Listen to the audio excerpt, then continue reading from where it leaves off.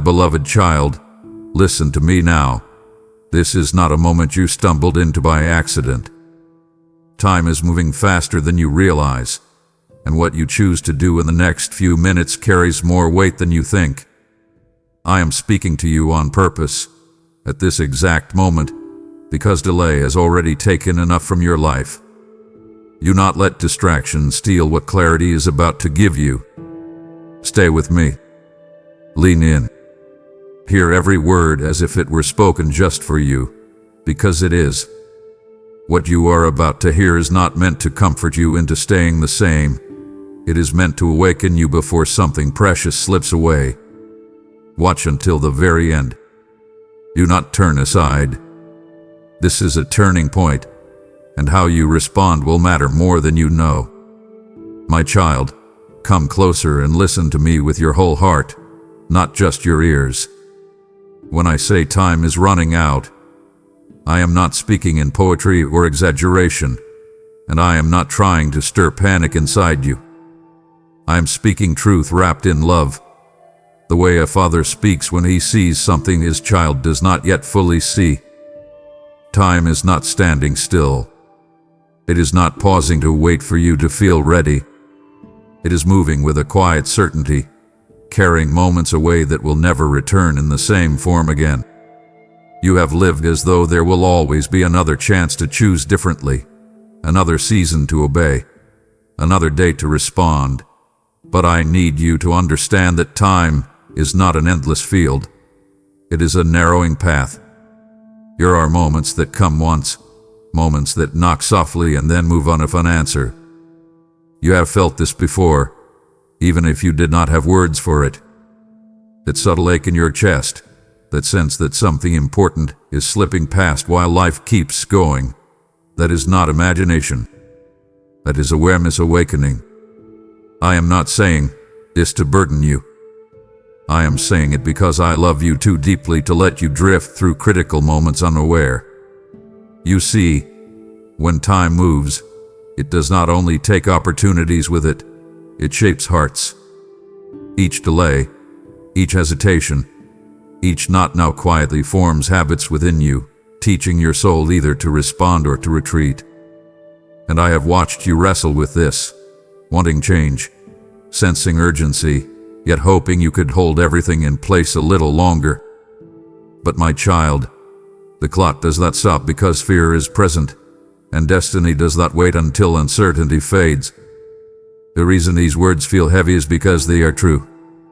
Not hard, true.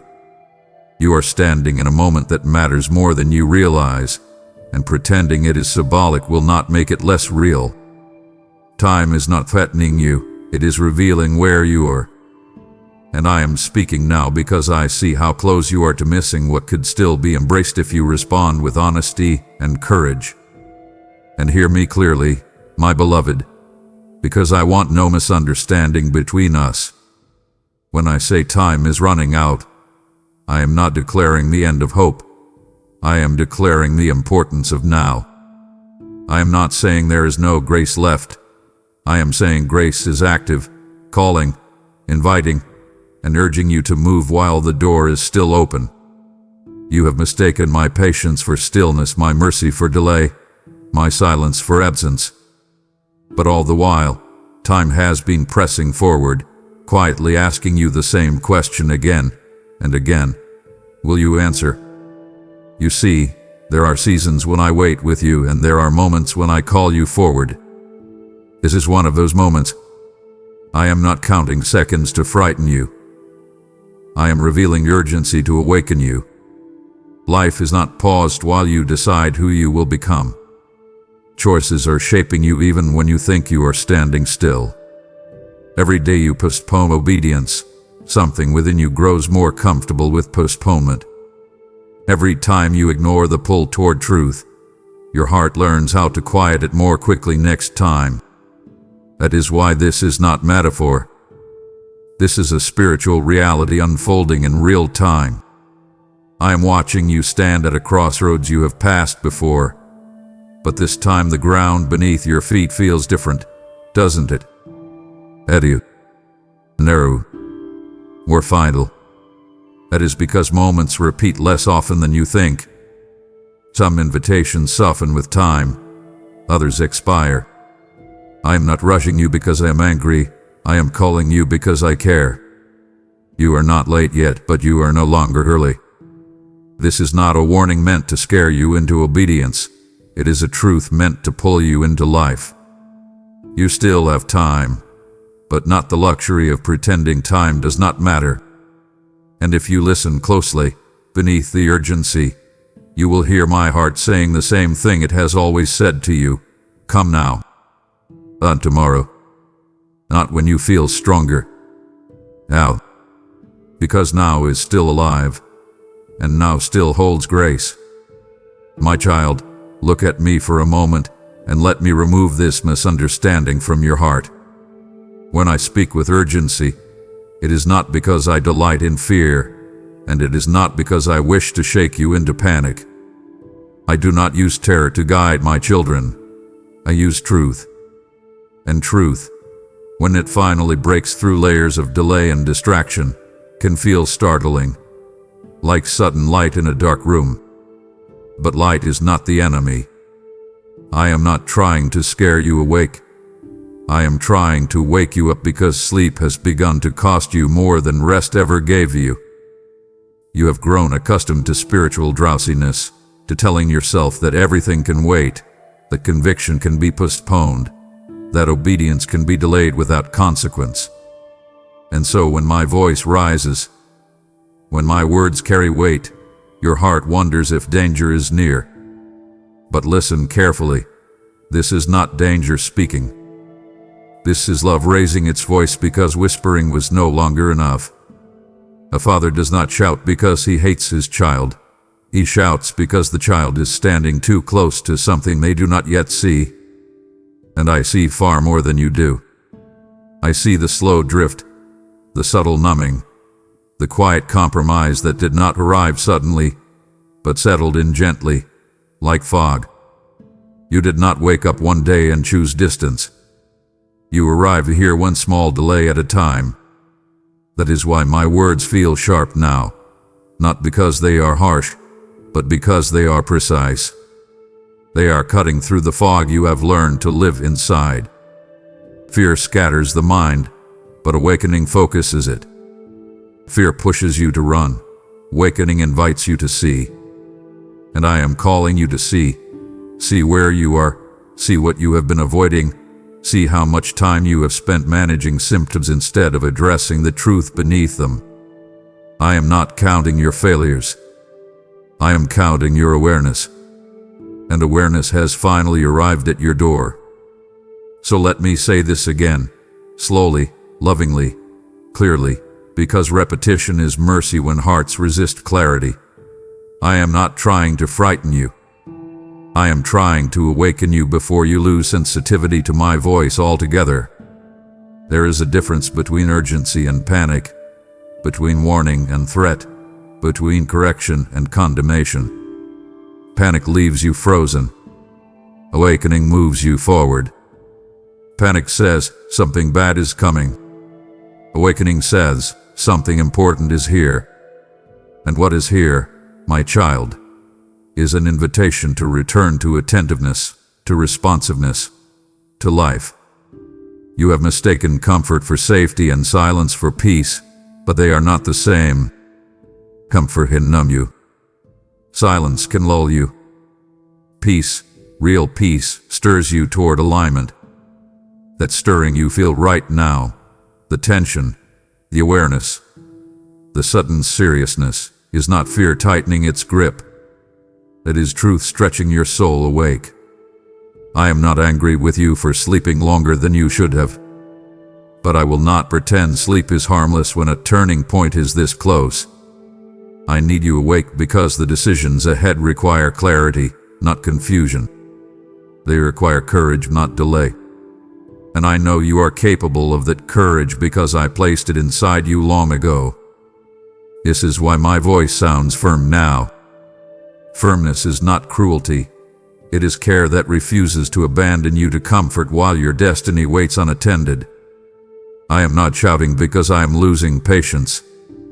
I am raising my voice because I refuse to lose you to distraction.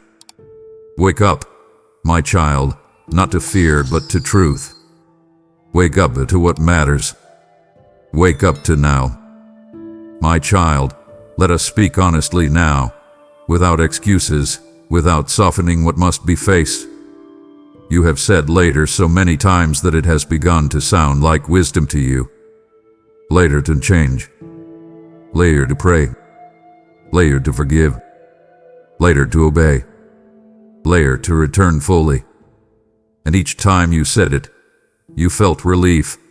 Not peace, but relief, the kind that comes from postponing discomfort. But relief is a poor substitute for transformation. Later feels safe because it asks nothing of you now. It promises progress without pressure, obedience without sacrifice, change without surrender. But later is a liar that smiles gently while it steals quietly. It does not announce its cost upfront. It drains you slowly, decision by decision, until one day you realize that what once felt optional now feels distant. You did not plan to drift, but drift does not require intention, only neglect. And I have watched you negotiate with yourself, telling your heart that you will respond when life slows down, when you feel stronger, when circumstances improve. But life has not slowed, has it? Strength has not magically appeared, and circumstances have only grown more complex. That is because later never creates space. It only delays obedience while demanding interest. The longer you wait, the heavier the step becomes. The voice that once felt clear now feels faint. The conviction that once burned now flickers. And still, you tell yourself, I will deal with this later. But later has trained you to live at arm's length from truth. I am not condemning you for this. I am exposing it so it loses its power. Because what you keep postponing is not a task, it is alignment. And alignment does not improve with delay. It deteriorates. Hear me now, with the seriousness of a father who loves you enough to interrupt your pattern. Later is not neutral. It is shaping you. It is teaching your spirit how to resist responsiveness. Every time you delay what you know to do, you reinforce a habit of hesitation. And habits harden faster than you think. You assume you will feel the same urgency tomorrow, but urgency fades when ignored. You assume clarity will return on demand, but clarity responds to obedience, not intention. Contrast this truth with what you have believed. You thought time was on your side, but time has been training you. Training you either to respond quickly to truth or to reason your way around it. And right now, my child, I need to be honest. You are at risk of becoming very skilled at delay. Skilled at explaining. Skilled at postponing. Skilled at saying the right things while avoiding the right step. That is why I am speaking now. Not because you cannot change later, but because later is no longer guaranteed to feel the way now does. There are moments when the heart is soft, when conviction is clear, when responsiveness is possible without force. This is one of those moments. Do not squander it by assuming it will return on your schedule. I am not asking you to solve everything today. I am asking you to stop hiding behind later. Say yes now. Step now. Turn now. Because later has already taken enough from you. And I will not let it take this moment too, if you are willing to listen. My child, let me gently but firmly dismantle the lie that this moment is accidental. You did not wander into these words the way one wanders into noise. This is not coincidence. This is not timing. This is not chance. This is convergence. I have been arranging this meeting long before your mind became aware of it. Every pause that slowed you today, every interruption that altered your routine, every restlessness that would not let you scroll past, those were not distractions. They were alignments. I orchestrate moments the way a composer arranges notes, not randomly, but intentionally, so that when they arrive, they resonate.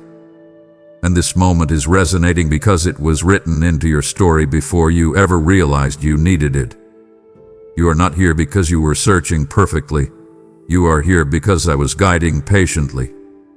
I did not wait for you to be ready. I prepared the moment instead.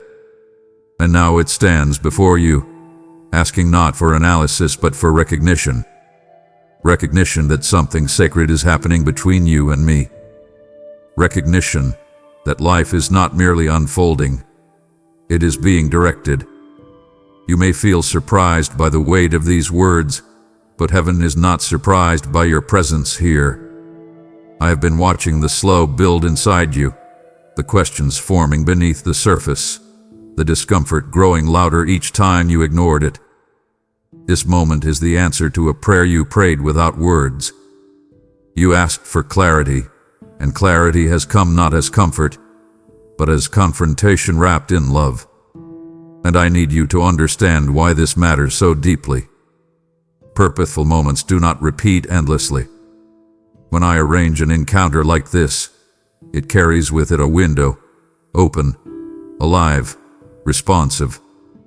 You are standing inside that window right now.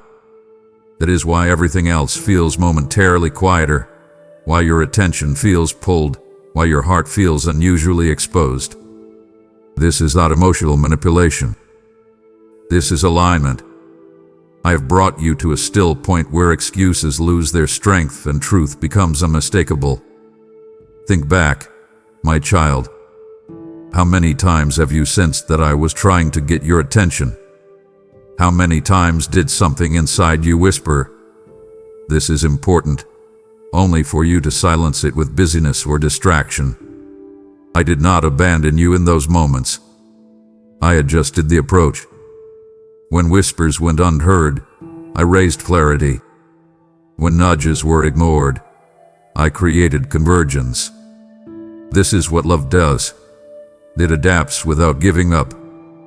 And now, here you are, face to face with a moment that refuses to be dismissed. That refusal is intentional. I have removed the easy exits so you can finally see the door that matters. This moment is not here to accuse you of past delays. It is here to redeem them. But redemption requires acknowledgement. You must see this for what it is, an appointment, a meeting, a holy interruption. You are not late to this moment, but you are on time only now. So do not rush past what I have slowed down for you. Do not trivialize what I have magnified. I did not arrange this moment to overwhelm you, but to anchor you. Anchors stop drifting ships, not by force but by connection. And you have been drifting, not because you wanted to, but because nothing had held you firmly enough to stop you. This moment is the anchor. It is heavy with intention, weighted with love, and grounded in truth. I am asking you to recognize it, to honor it, to treat it as sacred rather than optional. You do not need to feel worthy of this moment for it to matter. You only need to be present. I did not bring you here to observe. I brought you here to respond. This moment was arranged on purpose because you are not meant to live accidentally. And if you will stay with me here, fully, honestly, without retreat, you will look back one day and say, that was the moment everything began to realign. My child, let me speak plainly now, with clarity sharpened by love. 3 minutes may sound small to you, insignificant, almost laughable in a world measured by years and decades. But I do not measure life the way you do.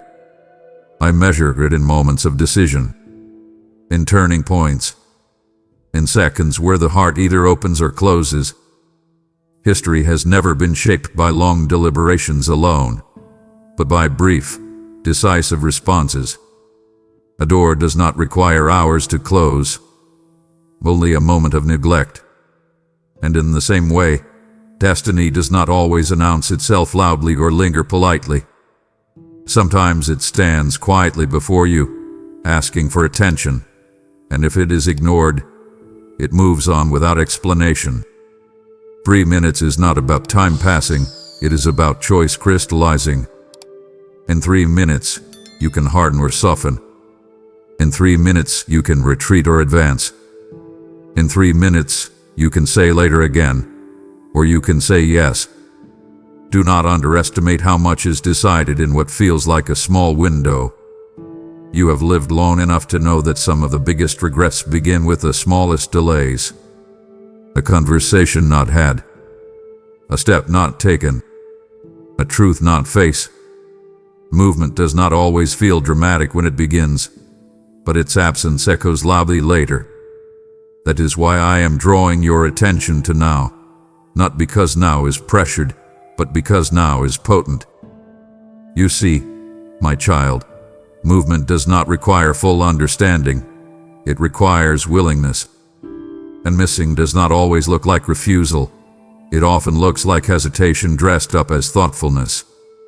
Contrast this carefully. Movement brings clarity, but delay demands certainty first. And certainty rarely comes before obedience. You have been waiting to feel completely sure before acting, but life does not work that way. Faith does not work that way. Love does not work that way. 3 minutes is enough to choose direction, even if the path beyond remains unclear. 3 minutes is enough to stand up inside yourself and say, I will not remain here. But 3 minutes is also enough to talk yourself out of truth, to let distraction pull you away, to convince yourself that this intensity will return later. And that is the danger, not that you will reject this moment, but that you will underestimate it. Missing is rarely loud. It is quiet, subtle, and polite. It says you can come back.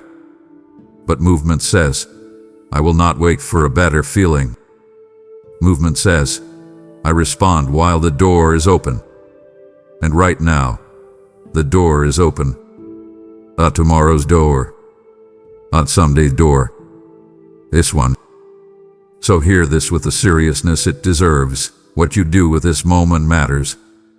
Not because I am impatient, but because moments like this are not guaranteed. I am not asking you to solve your life in 3 minutes. I am asking you to choose direction instead of drift. To choose responsiveness instead of routine. To choose courage instead of comfort. 3 minutes is all it takes to bow your heart instead of defending it. 3 minutes is all it takes to stop running explanations and start walking forward. 3 minutes is all it takes to miss or to move. And I am standing here, not forcing you, not chasing you, but inviting you. Stay present. Stay open. Stay honest. Because movement begins when you stop waiting for the moment to feel safer than it already is. This is that moment, and it will not stay forever. My child, before your mind begins to debate these words, before your logic tries to soften their edge, I want you to listen to something deeper. The quiet knowing already stirring inside your chest. That tightness you feel, that subtle pressure, that sense of seriousness you cannot explain away. This is not anxiety, and it is not fear. This is recognition. Your heart knows when time matters. Long before your thoughts catch up, your spirit perceives weight, importance, consequence. You have felt this urgency before, haven't you? In moments when you stood on the edge of a decision, when something inside you whispered, this matters more than you think. And yet you learned how to override that voice. You learned how to label it stress, emotion, imagination. But urgency does not come from the imagination. It comes from alignment between truth and timing. When truth arrives at the exact moment it must be answered, the heart feels it first. That is why you cannot shake this feeling. That is why these words are not passing through you like ordinary noise. They are landing. They are pressing. They are staying. And I want you to understand this clearly. Your heart is not betraying you by feeling this way. It is protecting you. It is alerting you. It is saying, pay attention. This is not casual. You have spent so long trying to quiet that inner awareness, telling yourself to calm down, slow down, not overthink. But sometimes urgency is not something to be calmed. It is something to be honored.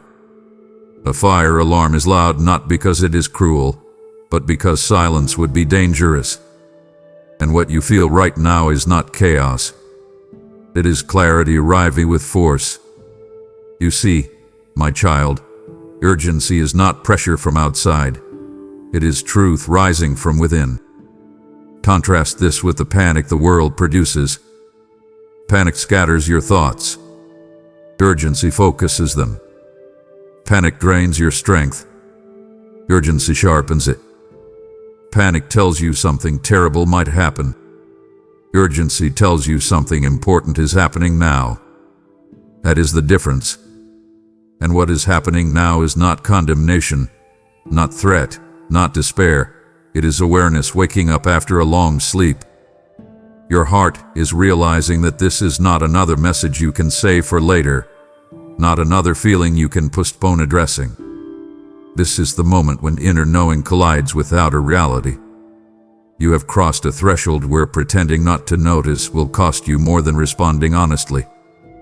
That is why your chest feels heavy, not with fear, but with responsibility. Responsibility to your own soul. Responsibility to the truth you now see. Responsibility to the fact that once urgency is felt, neutrality is no longer an option. You can move forward, or you can harden inward, but you cannot remain unchanged. And I am not accusing you of past delays. I am illuminating the present moment so you do not repeat them unconsciously. Your heart already knows what your mouth has not yet said aloud. It knows something must shift. It knows something must be surrendered. It knows something must be answered. And that knowing is a gift, not a burden. So do not rush to escape this feeling. Do not scroll past it internally.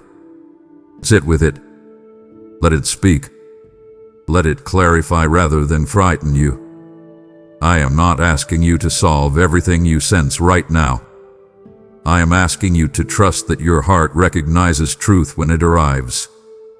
You have doubted yourself too often, dismissed your inner awareness too quickly, and explained away conviction too smoothly. But this urgency is not manipulation. It is invitation. It is life tapping you on the shoulder and saying, "This matters. And I am here with you in it." I am not standing on the other side of urgency demanding answers. I am standing beside you, guiding you through it. Let this urgency do its work. Let it narrow your focus. Let it quiet the noise. Let it draw you into honesty instead of avoidance. Because your heart already knows something is urgent, and listening to that knowing is the beginning of wisdom. My child, I want you to look back with me for a moment, not in shame, not in regret, but in honesty. This is not the first time I have tried to reach you. This is not the first time your spirit sensed that something needed attention. Before urgency ever arrived, there were whispers. Before clarity sharpened, there were nudges. Before this moment grew heavy, there were moments that felt strangely quiet, strangely uneasy, strangely reflective. Those were not random moods. Those were gentle warnings. I spoke softly at first because love always begins softly. I whispered through discomfort you could not name, through restlessness that did not match your circumstances, through thoughts that returned even when you tried to push them away. I warned you gently by slowing things down, by closing doors you wanted open, by letting plans unravel that were not aligned. I warned you through fatigue that rest could not fix, through questions that success could not silence, through pauses that forced you to think when you would rather move. But gentle warnings require responsiveness. And when they are repeatedly ignored, they do not disappear, they evolve. They become clearer, firmer, louder, not because I grow impatient, but because silence would become neglect. You were not abandoned in those moments. You were being guided. But guidance only helps when it is followed. Contrast this carefully, my beloved. Gentle warnings feel easy to dismiss because they do not demand immediate change. They simply ask for attention. And attention is what you struggled to give. You told yourself the discomfort would pass. You told yourself it was just stress, just a phase, just overthinking. But the same unease kept returning, didn't it? The same themes resurfaced. The same convictions circled back. That repetition was mercy. Repetition is not annoyance. It is emphasis. And I emphasized because what was at stake mattered. Each time you felt that nudge and chose distraction instead, something inside you learned how to postpone listening. Not intentionally, habitually. That is why this moment feels different now. The warning is no longer subtle. The whisper has become a call. Not because I am angry with you, but because I refuse to let you drift past a turning point without clarity. I do not escalate to punish. I escalate to protect. A father raises his voice when the child is too close to the road, not to shame the child, but to stop them in time. And hear this with tenderness, because I do not want you misinterpreting my firmness as rejection. You were never warned because you were unwanted. You were warned because you are valuable. You were not nudged because you were failing. You were nudged because you were drifting from what gives you life. Every gentle warning was an act of care, a hand reaching out before the fall, a light flickering before darkness settled in. And even now, this stronger call is still mercy. It is not too late, but it is later than it was. That is why I am asking you to respond differently this time. Do not minimize what you feel. Do not rationalize it away. Do not promise yourself you will address it eventually. Address it now, while your heart is still tender enough to respond. Warnings ignored do not vanish. They harden into consequences. But warnings heeded transform into protection. And I am offering you protection now, not from me, but from the cost of continued delay. You have been warned before, gently. It's time. I am speaking clearly. Stay with me. Listen fully. Respond honestly. Because this clarity is not meant to condemn you. It is meant to carry you forward into life. My child, sit with me here for a moment, because this is where misunderstanding often takes root. You have looked at my patience and quietly assumed it meant approval. You saw the delay of consequence and interpreted it as permission.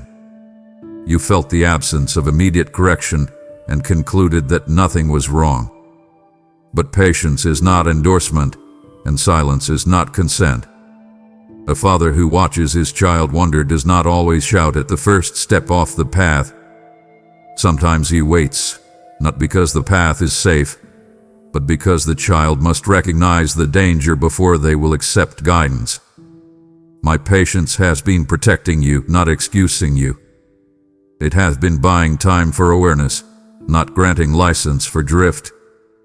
I have held back outcomes not because your choices carried no weight, but because I was giving you space to return before weight turned into burden. And here is the contrast you must grasp clearly. Permission removes boundaries. Patience preserves relationship. Permission says, do whatever you want. Patience says, I am waiting for you to choose wisely. You mistook my restraint for indifference, my mercy for tolerance, my long-suffering love for agreement. But love does not write commandment, and neither does an abandoned truth. I waited, while you circled the same decisions, hoping you would hear the quiet discomfort rising within you. I waited while you negotiated with yourself, promising change later, telling yourself nothing urgent was happening. I waited because I am faithful. But waiting is not the same as approving. And now, my child, I am speaking so clearly because the season of misunderstanding must end. Hear this repetition as care, not accusation. I was patient, not permissive. I was merciful, not blind. I was silent at times, not absent. There is a difference between delayed consequence and no consequence at all. You have lived in the space between those two and grown comfortable there. Comfort can be dangerous when it settles in the wrong place. You became accustomed to thinking, if this were truly wrong, something would have happened by now. But some things do not collapse immediately. They erode slowly. Some fires smolder before they burn. Some paths look safe until they narrow suddenly. I delayed because I wanted you to return by choice, not by force. Forced obedience changes behavior. Chosen obedience transforms the heart. And I am after your heart. That is why I allowed time to pass. But time passing does not erase truth. It magnifies it. And now the truth stands clearer than before. Patience has brought you to a crossroads, not a conclusion. The space you were given was not endless. It was intentional, and it has reached its purpose. I am not withdrawing love. I am clarifying reality. So let this settle gently, but firmly inside you. Do not continue to build assumptions on my restraint. Do not keep interpreting mercy as margin to delay. Mercy is an invitation to move, not a cushion to linger. You are not being tolerated. You are being called. And the call is not harsh. It is honest. I have not changed my heart toward you, but I am changing the volume of my voice because the message must now be unmistakable. You are still loved. You are still wanted.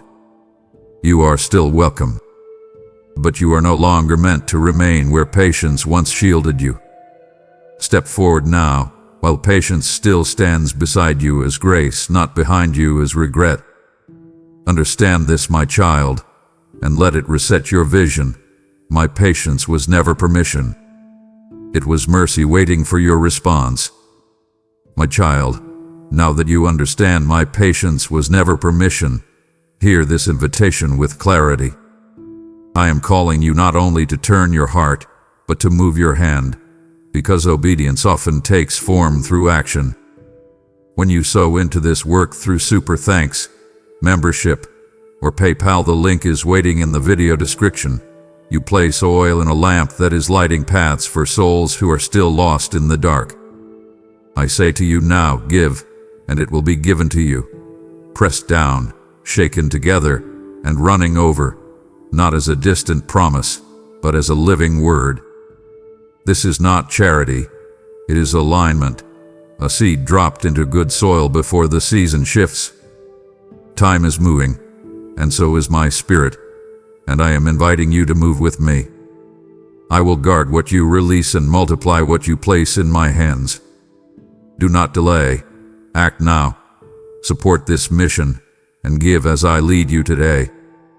My beloved child, I want you to picture this clearly, not with fear but with focus. There is a door before you. It is open, real, tangible, not symbolic in the way you like to make things safe and abstract, but present and responsive. You can see light through it. You can feel air moving through it. You know it leads somewhere different from where you stand now. And yes, it is still open. That is important. I am not telling you it has closed. I am telling you it is moving. Doors in life are rarely slammed shut without warning. They begin to narrow. They shift. They respond to time and choice. And the danger is not missing a door that closes suddenly, but underestimating one that is quietly changing position. You have been standing near this door for longer than you realize, telling yourself you can walk through whenever you are ready. But readiness is not the same as availability. Availability belongs to the moment. Readiness belongs to the will. And you have been waiting for readiness to feel complete while availability has been slowly changing. The door is still open, but it is not static. It is responding to time.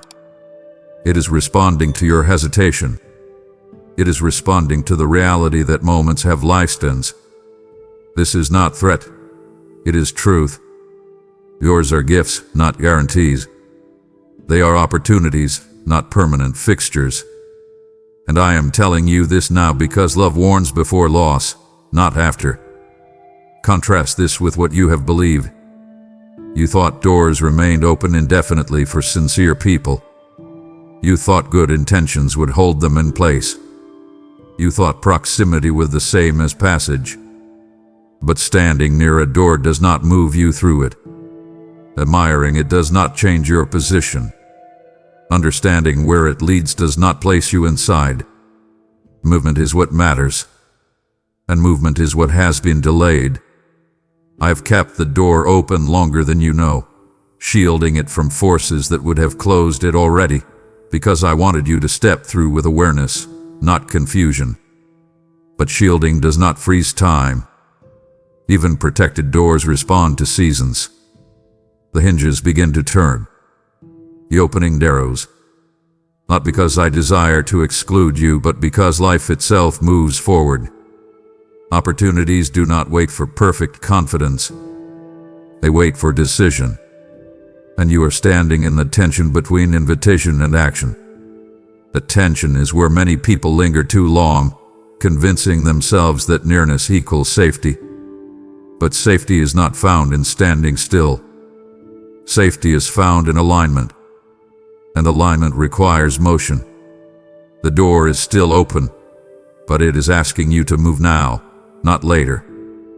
So listen to me with the tenderness of a father who wants you inside, not watching from the threshold. I am not rushing you out of cruelty. I am urging you forward out of care. You are not being pushed away. You are being pulled in. But you must respond. Do not wait for the door to narrow further before you decide. Do not let uncertainty talk you out of obedience. You do not need to see everything beyond the doorway to step through it. You only need to trust that I am there. And I am. I have not brought you this far to leave you outside. But I will not drag you through a door meant to be entered willingly. This is the moment of movement. The door is still open, but it is moving. Step now, my child, while the opening is wide enough for peace to walk through with you. My child, come closer and let me speak gently where shame has tried to speak loudly. You are not too vergone. Not now. Not ever while you can still hear my voice. I need that truth to settle deeply inside you because despair loves to exaggerate distance. It tells you that you have wandered too long, delayed too much, failed too often. But despair is a liar that thrives on exaggeration. You have not outsinned my mercy. You have not outrun my reach. You have not exhausted my love. If you were too far gone, you would not feel this awareness rising inside you right now. The very fact that you feel exposed, confronted, and stirred is proof that you are still within reach. Dead hearts do not wrestle. Hardened souls do not ache. But here is the contrast you must face honestly. While you are not too far gone, you are now too aware to pretend. Pretending worked when you did not fully see. Avoidance worked when conviction was feigned. Excuses worked when clarity was blurred. But awareness changes responsibility. Once light arrives, you cannot claim darkness as an excuse. You cannot unsee what you now see. You cannot unknow what your heart now knows. This is not condemnation. It is reality. Awareness is a gift, but it carries weight. And that weight is pressing on you now because your soul recognizes that the season of pretending has ended. You have become very skilled at appearing fine while carrying unresolved truth, beneath the surface. You have smiled through discomfort, functioned through misalignment, and learned how to keep moving while quietly avoiding the one place I was calling you to face. But pretending is exhausting, isn't it? It requires constant effort to maintain a version of yourself that does not fully align with who you are becoming. And I have watched you grow tired, not because life was too heavy, but because you were carrying what honesty would have released. You are not being confronted because you are a failure. You are being confronted because you are ready. Ready to stop hiding behind partial truths. Ready to stop managing appearances. Ready to stop telling yourself stories that keep you comfortable but stuck. This awareness you feel is not here to accuse you of where you have been. It is here to invite you into where you can still go. But invitation requires response. And response requires honesty. You cannot step forward while pretending nothing is wrong. You cannot receive healing while denying the wound. And you cannot grow while insisting you are already fine. You are not too far gone, but you are too aware now to keep pretending you do not need to change. So let me speak plainly, with love that refuses to enable illusion. I am not asking you to punish yourself for past delays. I am asking you to stop lying to yourself about the present. You know what has been avoided. You know what has been postponed. You know what needs to be surrendered. And pretending otherwise will only deepen the fatigue you already feel. Awareness is not your enemy. It is your invitation home. But homecoming requires truth at the door. You do not need to arrive polished. You do not need to arrive resolved. You only need to arrive honest. Lay down the performance. Lay down the excuses. Lay down the image you have been protecting. I am not asking you to explain yourself. I am asking you to trust me enough to be real. You are not too far gone. But this moment marks the end of pretending and the beginning of transformation, if you will allow it. My beloved child, let me relieve you of a burden you have been carrying quietly for far too long. This was never about perfection. It was never about getting everything right before coming to me. It was never about cleaning yourself up, fixing every flaw, or presenting a flawless version of obedience. Perfection is the language of fear, not love. Perfection keeps you frozen, waiting for a version of yourself that does not yet exist. Direction, however, is the language of life. Direction moves you even while you are unfinished. Direction honors movement over mastery, willingness over polish, honesty over performance. And you have confused these two for too long. You thought I was waiting for you to be better, stronger, more disciplined, more consistent. But I was waiting for you to turn. Turn your attention. Turn your heart. Turn your direction. A ship does not need to be repaired at sea before it changes course. It needs to turn first. And you, my child, have been drifting while telling yourself you would steer once you felt more capable. But capability grows after direction changes, not before. Contrast this truth carefully with the lie that has trapped you.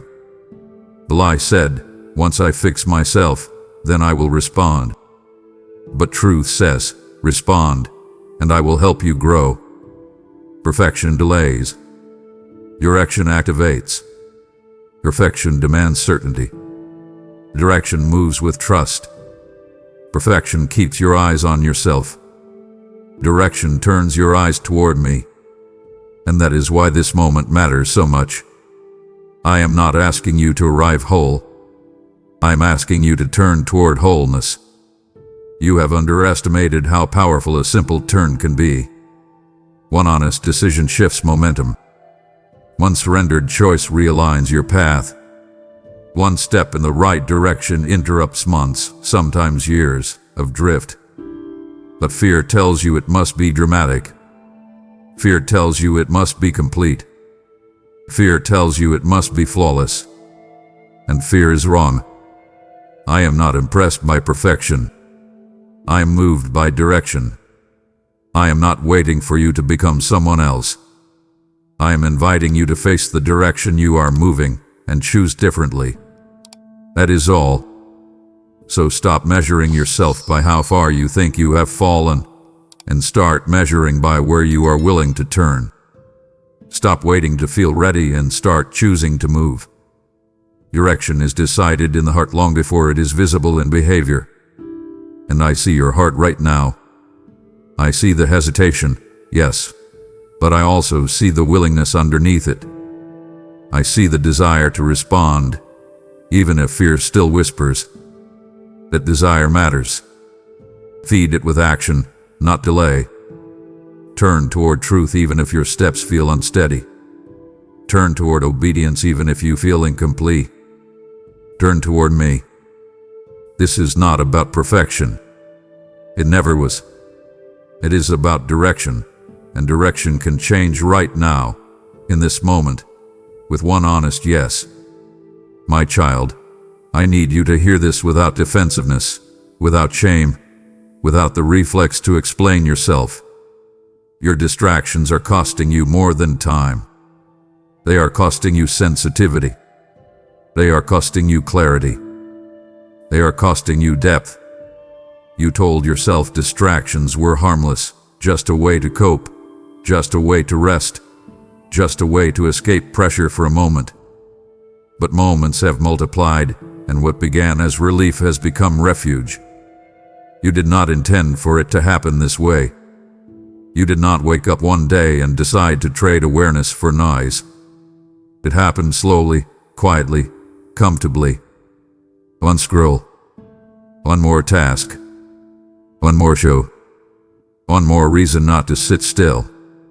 And each time you reached for distraction, it gave you exactly what it promised: temporary relief, while quietly taking what you did not notice: your attentiveness to my voice. Distraction never announces its cost upfront. It whispers, just for now, while it trains your heart to avoid stillness. And stillness is where truth rises. Stillness is where alignment forms. Stillness is where I speak most clearly to you. That is why distraction feels soothing at first and empty later. It numbs the surface while starving the depth. And I have watched you grow restless, not because life is too loud, but because your soul hath been deprived of silence long enough to recognize itself again. Contrast this truth carefully, my beloved. Rest restores you. Distraction depletes you. Rest brings you back to yourself. Distraction pulls you away from yourself. Rest leaves you clearer. Distraction leaves you scattered. You thought you were giving yourself breaks, but what you were really doing was postponing presence. And presence is where transformation begins. The more distracted you became, the harder it was to sit with your own thoughts. The harder it was to feel conviction without immediately escaping it. The harder it was to recognize my promptings when they came quietly instead of urgently. And now, here we are. Not because you are weak, but because you are human. And humans drift when noise replaces intention. I am not angry with you for being distracted. I am grieved for what distraction has slowly taken from you without your consent. It has shortened your attention span for truth. It has dulled your hunger for depth. It has taught you to manage discomfort instead of address it. And the cost of that is far greater than lost hours. It is lost alignment, lost sensitivity, lost responsiveness. That is why these words feel strong now.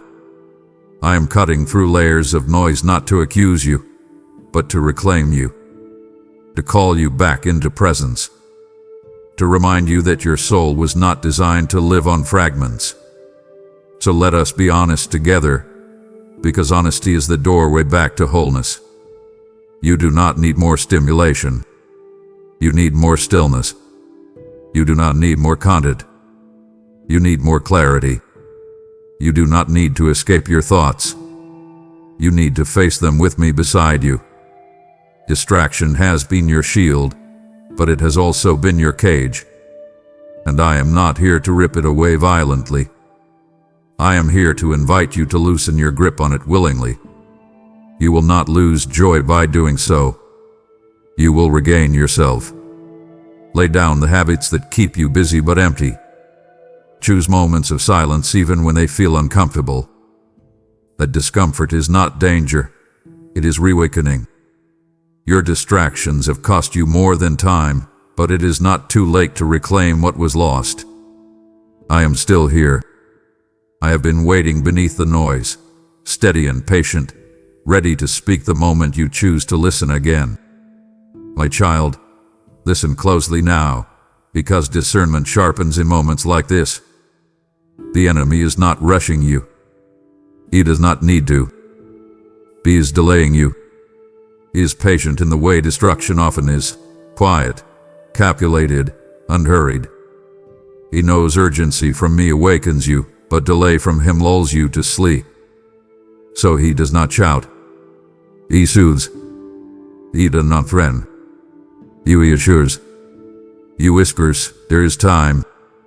You can do this later. You are not ready yet. And you mistake that whisper for wisdom because it feels gentle. But it is not gentle. It is subtle. Delay is the enemy's favorite strategy because it keeps you inactive without resistance. It convinces you that nothing is at stake while everything slowly is. You thought the enemy would look like chaos, like temptation, like obvious rebellion. But most of the time, he looks like comfort, like postponement, like reasonable hesitation. He does not push you away from me outright. He simply keeps you from moving toward me with intention. He knows that delayed obedience produces the same outcome as disobedience, distance, just without the alarm bells. And you have felt this, haven't you? That strange sense of being not far but not moving. That feeling of circling rather than advancing. That sense of being closed to change without ever crossing into it. That is not coincidence. That is strategy. Contrast this truth with how I speak to you. I do not say, whenever you feel like it. I say now. Not because I am impatient, but because I know the cost of delay. I know how quickly sensitivity fades when not acted upon. I know how easily conviction turns into memory when postponed. The enemy tells you delay is wisdom. I tell you delay is erosion. Each day you wait, alignment weakens. Each day you postpone, courage thins. Each day you say tomorrow, tomorrow grows quieter. And still, the enemy does not hurry you. He applauds your waiting. He praises your caution. He tells you that you are being thoughtful, responsible, careful. And all the while, the moment slips. This is not about rushing into chaos. This is about recognizing that delay is not neutral. Delay is directional. It moves you, just slowly enough that you do not notice until you are far from where you intended to be. And I am speaking now because I will not let delay steal from you what obedience could still restore. So awaken to this, my beloved, without fear but with clarity. You do not need more time. You need more decisiveness. You do not need perfect conditions. You need honest movement. The enemy delays because he fears what will happen when you move. He fears clarity. He fears surrender. He fears alignment. He fears you choosing now. And I am inviting you to choose now, not recklessly, but resolutely. Step out of delay. Step into responsiveness. You do not need to defeat the enemy. You only need to stop agreeing with postponement. Choose presence over procrastination. Choose obedience over hesitation. Choose movement over delay. I am with you in the step you take. But you must take it. Because delay is not wisdom. and you were not created to linger when life is calling you forward. My child, let me speak to the quiet exhaustion you have been carrying, the weariness that does not come from doing too much but from choosing too little. You were not created for indecision. You were not designed to live suspended between yes and no, between obedience and delay, between conviction and comfort.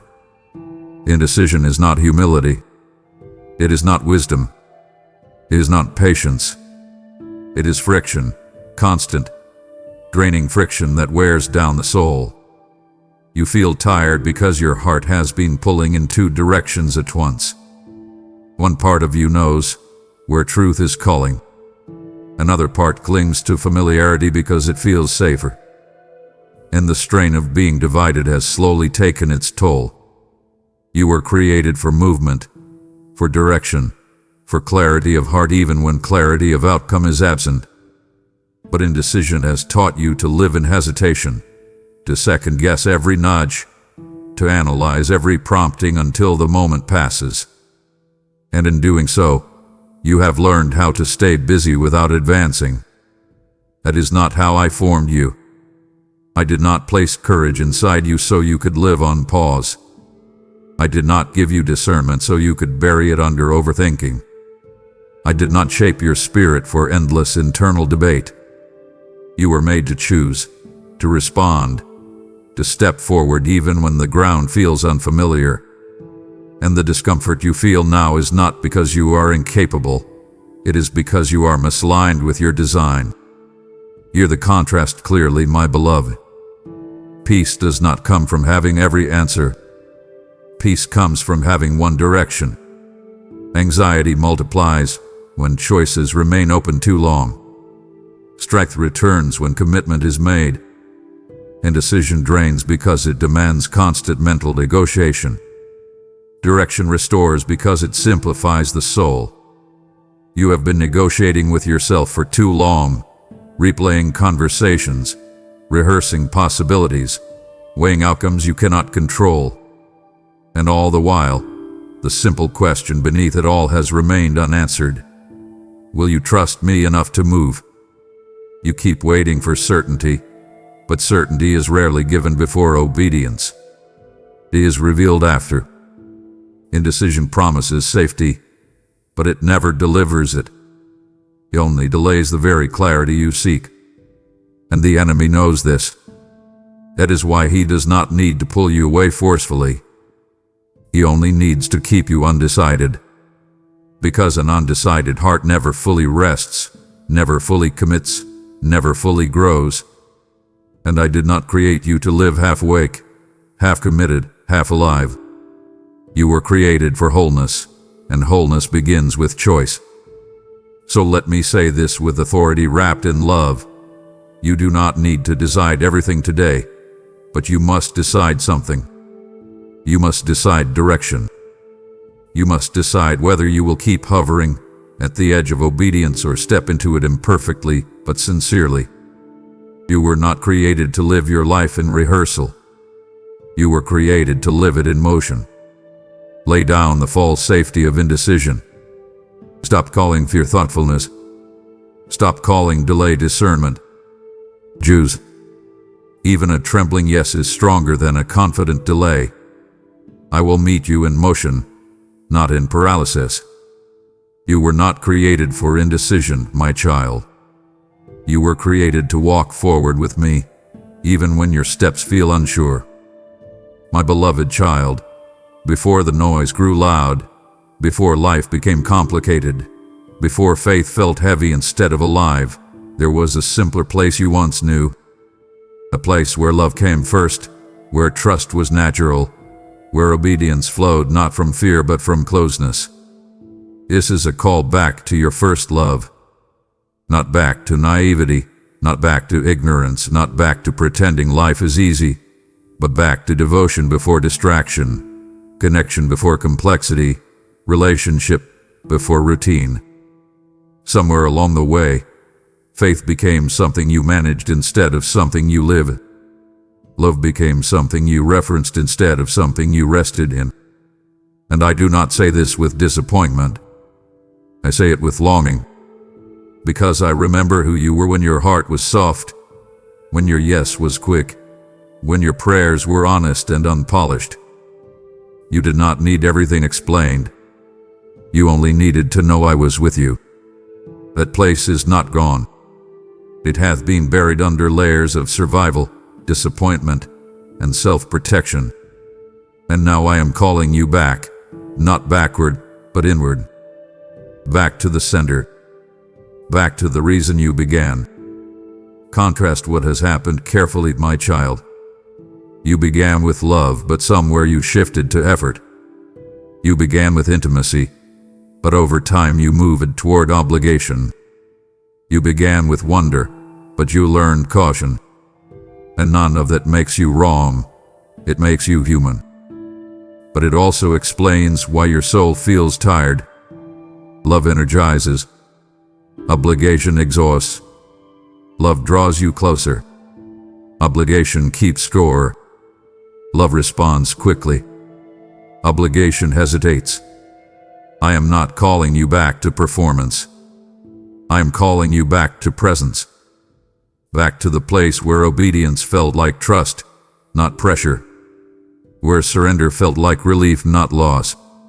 Where faith was not something you defended, but something you live. You have been trying to carry what was never meant to be carried alone. And the weight you feel is not proof you are failing. It is proof you have drifted from love into labor. And labor without love will always drain you. So hear this invitation for what it truly is, not a rebuke, but a return. I am not asking you to become someone new. I am asking you to remember who you were with me before fear complicated trust. Lay down the heavy version of faith you have been dragging behind you. Come back to simplicity. Come back to honesty. Come back to love that responds when called. You do not need to recreate the past. You need to recover the posture. The posture of openness. The posture of trust. The posture of love. This is a call back to your first love, not because you failed, but because you are ready. Ready to stop surviving faith and start living it again. I am here, my child, just as I was then. And I am calling you home.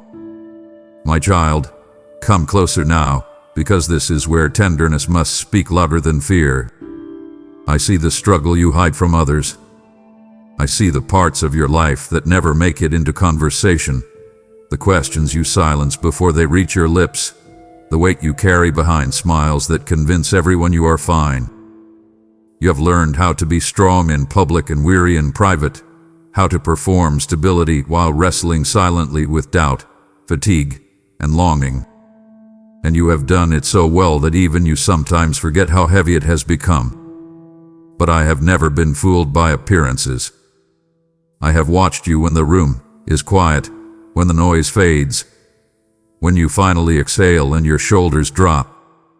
I have seen the moments when your thoughts run faster than your faith, when you wonder why progress feels slower than your effort, when you ask questions you are afraid to answer honestly.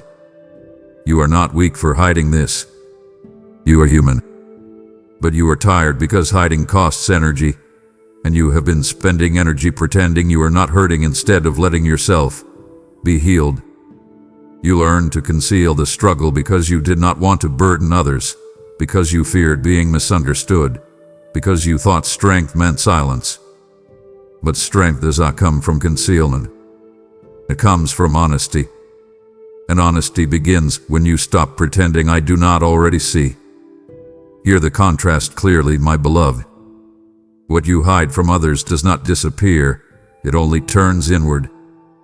What you suppress does not shrink, it grows heavier in the dark. You thought keeping it quiet would keep it manageable, but silence has not healed you. It has isolated you. And isolation is where fatigue multiplies. I see the mental loot you replay at night, the regrets you revisit, the conversations you rehearse, the decisions you question long after they have passed. I see the pressure you place on yourself to keep going even when your heart is pleading for rest. Not physical rest, but emotional release. I see how you carry expectations that were never meant to be yours alone. How you measure yourself by standards no one ever explicitly set. How you assume responsibility for outcomes beyond your control. And still, you show up. Still, you function. Still, you move forward. That is not failure. That is endurance. But endurance without release eventually becomes exhaustion. And I do not want you exhausted. I want you whole. I want you honest. I want you free. So let me speak relief into this hidden place. You do not need to keep carrying this alone. You do not need to keep proving your strength through silence. I am not asking you to expose everything to everyone. I am asking you to stop hiding it from me. Bring the unspoken here. Lay down the questions you are tired of asking yourself. Admit the fears you have been managing quietly.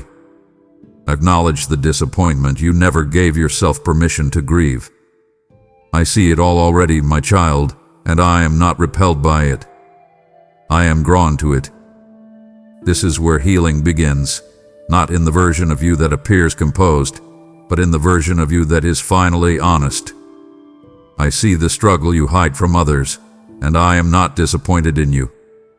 I am inviting you to rest where you no longer have to pretend. My beloved, now that you know I see the struggle you hide, understand this. Your giving is not measured by strength, but by trust. When you support this mission through Super Thanks, membership, or PayPal, the link is in the video description. You become a river, carrying life to others who are silently drowning just as you once were. I am speaking this scripture over you now. Those who refresh others will themselves be refreshed. Your seed becomes manna for weary souls, and in that exchange, I meet you with renewal. This is not about impressing me. It is about partnering with me while hearts are still open.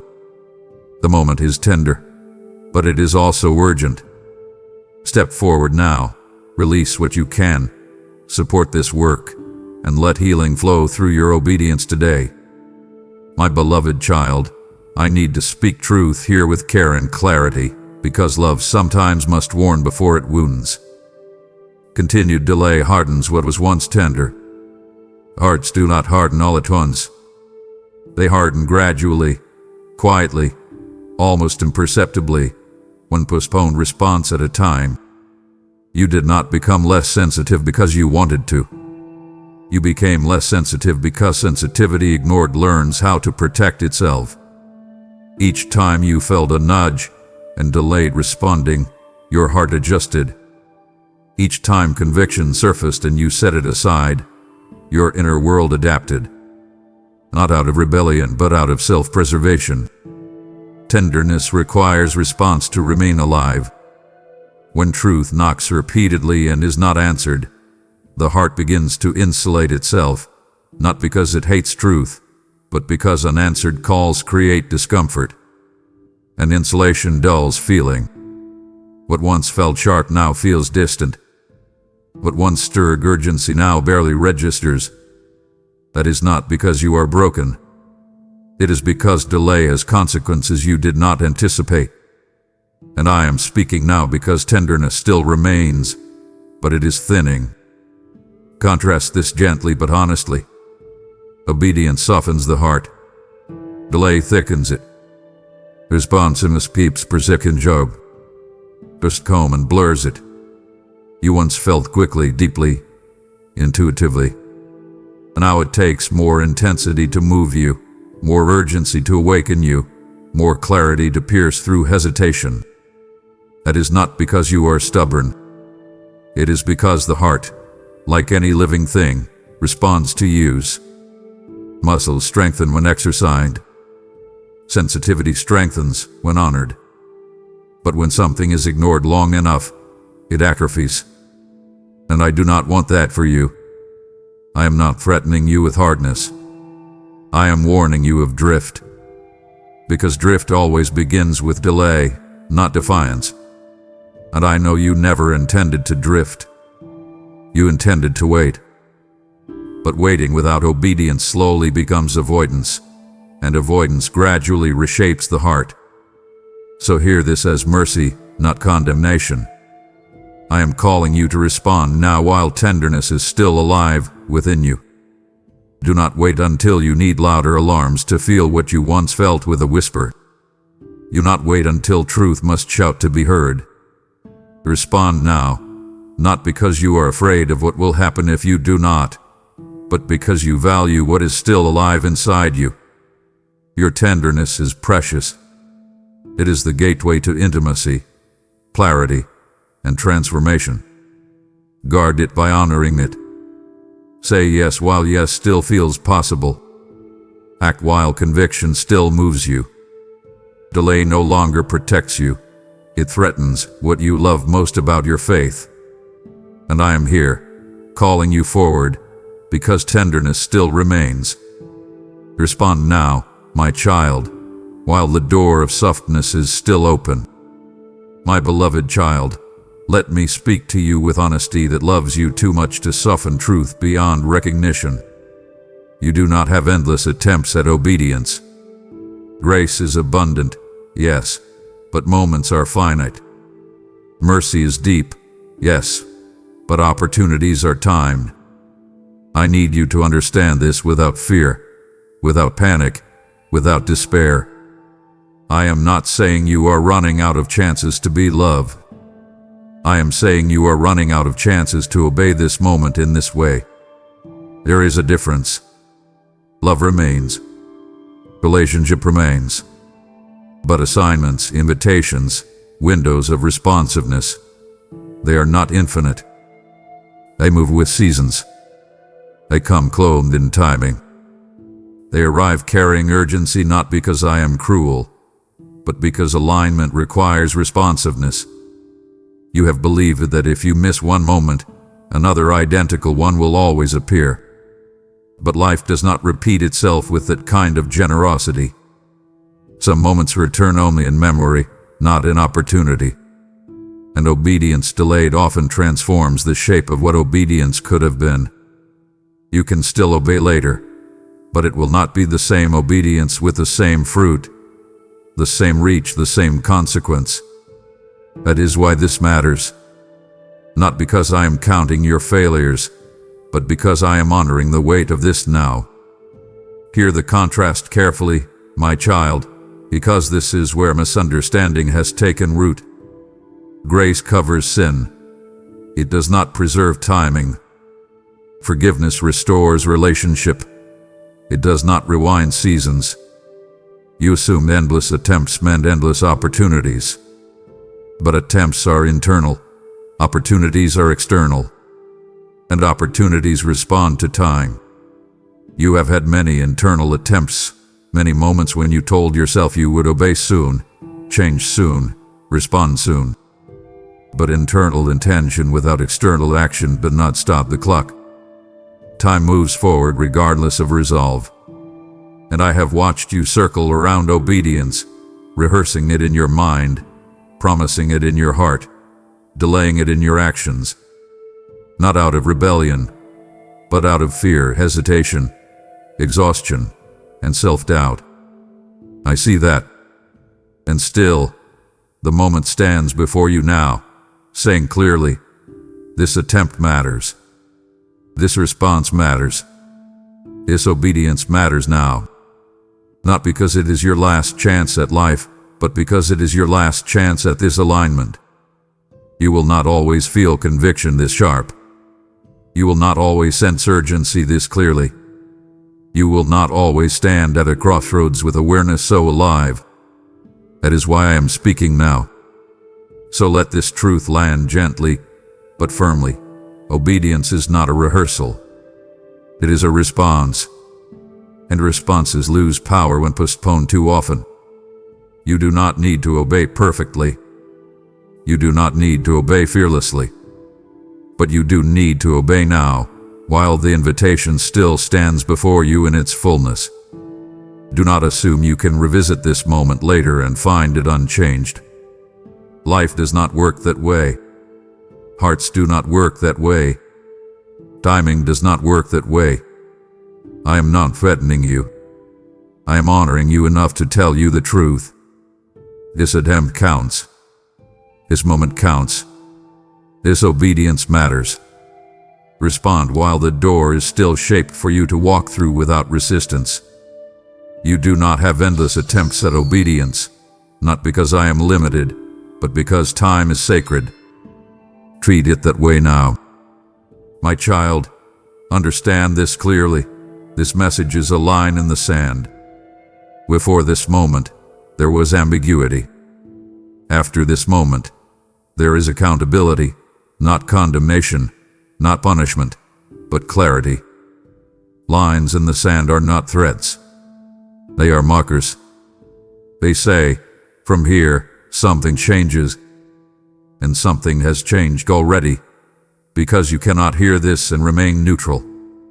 Neutrality ended the moment awareness arrived. You have crossed into a place where you now know what is being asked of you. And knowledge creates responsibility. You are not being forced. You are being invited. But invitations that are clearly understood cannot be ignored without consequence to the heart. This is not about heaven keeping score. This is about your soul recognizing that it has reached a point of decision.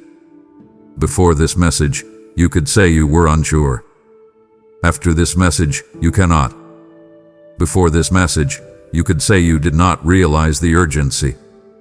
After this message, you do. And that is why this is a line. Not to trap you, but to free you from endless circling. Lines end wandering. They clarify direction. They demand choice. Contrast what this moment is with what it is not. This is not an emotional peak meant to fade. This is not inspiration meant to comfort. This is not information meant to entertain. This is intervention. This is mercy interrupting momentum. This is truth standing directly in your path and saying, choose. You have lived too long in a middle space, half responding, half retreating, half agreeing, half delaying. And the middle space is where strength drains away. The middle space feels safe because it avoids finality, but it also avoids transformation. A line in the sand removes the illusion of safety and indecision. It says, you must step one way or the other. And I am standing here, not pushing you forward with anger, but calling you forward with love. Do not misunderstand this firmness. It is not rejection. It is respect. I respect you enough to tell you when a moment matters. I respect you enough to stop cushioning truth so you can feel its weight. I respect you enough to ask for a response, not a reflection. This message draws the line not to separate you from me, but to separate you from delay. So hear this as the final framing of what is happening now. You are not being tested. You are being trusted. Trusted to choose honesty over comfort. Trusted to choose movement over hesitation. Trusted to choose obedience over delay. The line is here. You can step forward into alignment, or you can step back into postponement, but you cannot pretend the line is not there. And whatever you choose next will shape the tone of what follows. Not because I withdraw, but because direction determines outcome. I am with you on either side of the line, but only one side leads to growth. Choose wisely, my child. This message is a line in the sand, and what you do next matters. My child, let me speak to the pattern you have learned so well that it no longer feels like a pattern. It feels like normal life. You have been scrolling through life. Not just through screens, not just through content, but through moments, through convictions, through invitations that were meant to stop you, not pass beneath your thumb. Scrolling is movement without engagement. It is activity without presence. It is awareness without response. And you have become fluent in it. You scroll past discomfort. You scroll past truth. You scroll past the still, small voice that says, stay here. This matters. You tell yourself you will come back later. that you will think about it when you have more time, more energy, more clarity. But later rarely comes the way you imagine it will. And the cost of scrolling is not that you miss everything, it is that you miss the one thing that required your full attention. You were not created to skim your own life. You were created to inhabit it, to feel it, to respond to it, to let moments shape you instead of sliding past them. And I am calling you now because your soul is tired of shallow motion. It is weary of endless options with no transformation. It is longing to stop, to breathe, to engage with what is real instead of endlessly moving on. Contrast this carefully, my beloved. Scrolling gives you the illusion of control. You can move on whenever something feels uncomfortable. Presence requires surrender. You must stay even when something feels exposing. Scrolling keeps you safe from conviction. Presence invites change. Scrolling allows you to curate what you see. Presence requires you to face what is. And you have been choosing scrolling not because you are careless, but because presence felt demanding when you were already tired. But here is the truth you must hear now. Scrolling does not rest you. It numbs you. It keeps you busy enough to avoid stillness, but restless enough to never feel whole. And that is why your heart feels fragmented. You are living in pieces, attention divided, focus scattered, desires diluted.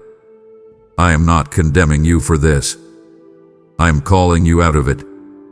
Because scrolling through life trains your soul to avoid depth, and depth is where transformation happens. Depth is where love roots. Depth is where healing begins. And depth requires stopping. It requires staying. It requires letting one moment fully meet you instead of rushing to the next. That is why this moment feels heavier than the ones you usually pass by. It is asking you to stop scrolling, to stop skimming, to stop managing life from a distance. So hear this as an invitation, not an accusation. Put the phone down, not just physically, but spiritually. Stop rushing past the places where your heart tightens. Stop dismissing the moments that stir something uncomfortable but true. Stop telling yourself that engagement can wait. Life is not meant to be consumed in fragments. Faith is not meant to be sampled. Love is not meant to be glanced at. I am calling you to stop scrolling through life because your life is asking to be lived fully, honestly, intentionally. Stay here with me. Do not swipe away what I am placing before you now. This is not content. This is calling. And calling requires your presence. My beloved child, let me speak with clarity now, because clarity is kindness when time is short. 3 minutes left does not mean think harder. It does not mean analyze deeper. It does not mean weigh every possible outcome until urgency dissolves into exhaustion. 3 minutes left means act. You have spent much of your life analyzing what your heart already knew. You replayed conversations, rehearsed scenarios, anticipated consequences, and tried to think your way into certainty. But certainty is not born from analysis. It is born from obedience. And analysis, when prolonged, becomes avoidance dressed in intelligence. I say this gently, but firmly, because you are thoughtful, and thoughtfulness has become your hiding place. You believe that if you think long enough, feel long enough, prepare long enough, you will eventually arrive at a moment where action feels safe. But action rarely feels safe before it is taken. It feels necessary. And necessity does not wait for comfort. 3 minutes left means the season of processing has reached its end. What you needed to understand, you already understand. What you needed to feel, you have already felt. What you needed to recognize, you have already recognized. Continuing to analyze now will not produce new insight. It will only dilute urgency.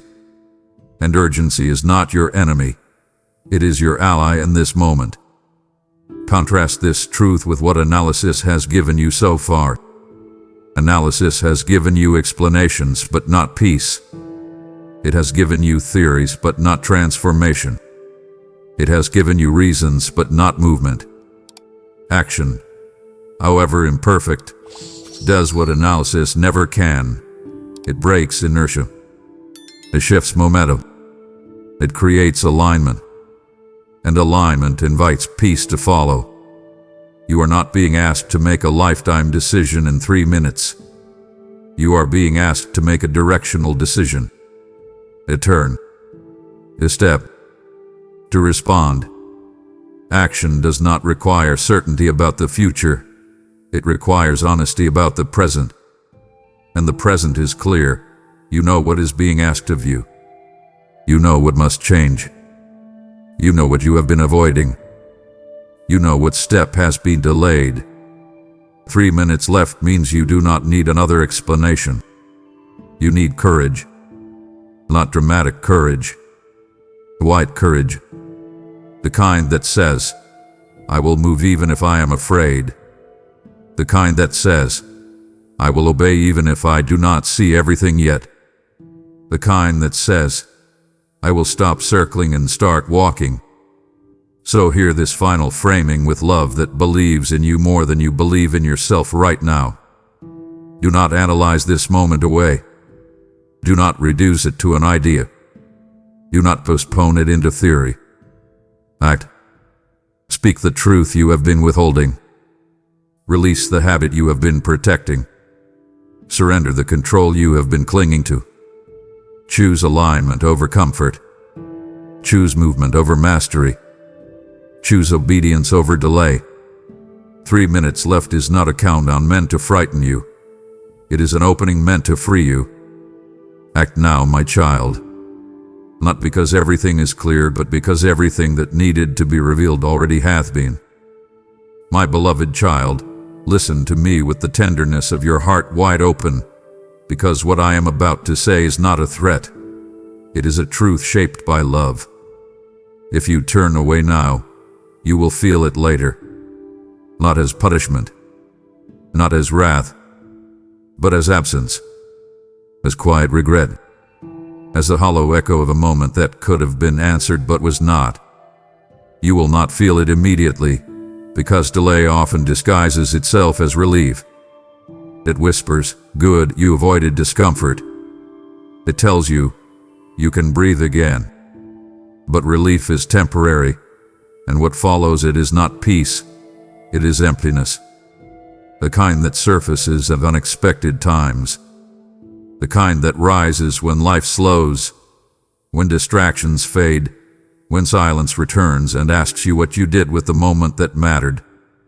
I have watched many hearts walk away from moments like this, not because they rejected truth, but because they postponed it. And later, they wonder why clarity felt harder to find, why conviction felt quieter, why faith felt heavier. That later did not arrive as a dramatic collapse. It arrived as dullness, a distance, and the subtle sense that something sacred was missed. I am telling you this now because I do not want you to learn it the hard way. I would rather warn you with love than watch you grieve silently later. Contrast this carefully, my child, because your heart needs clarity here.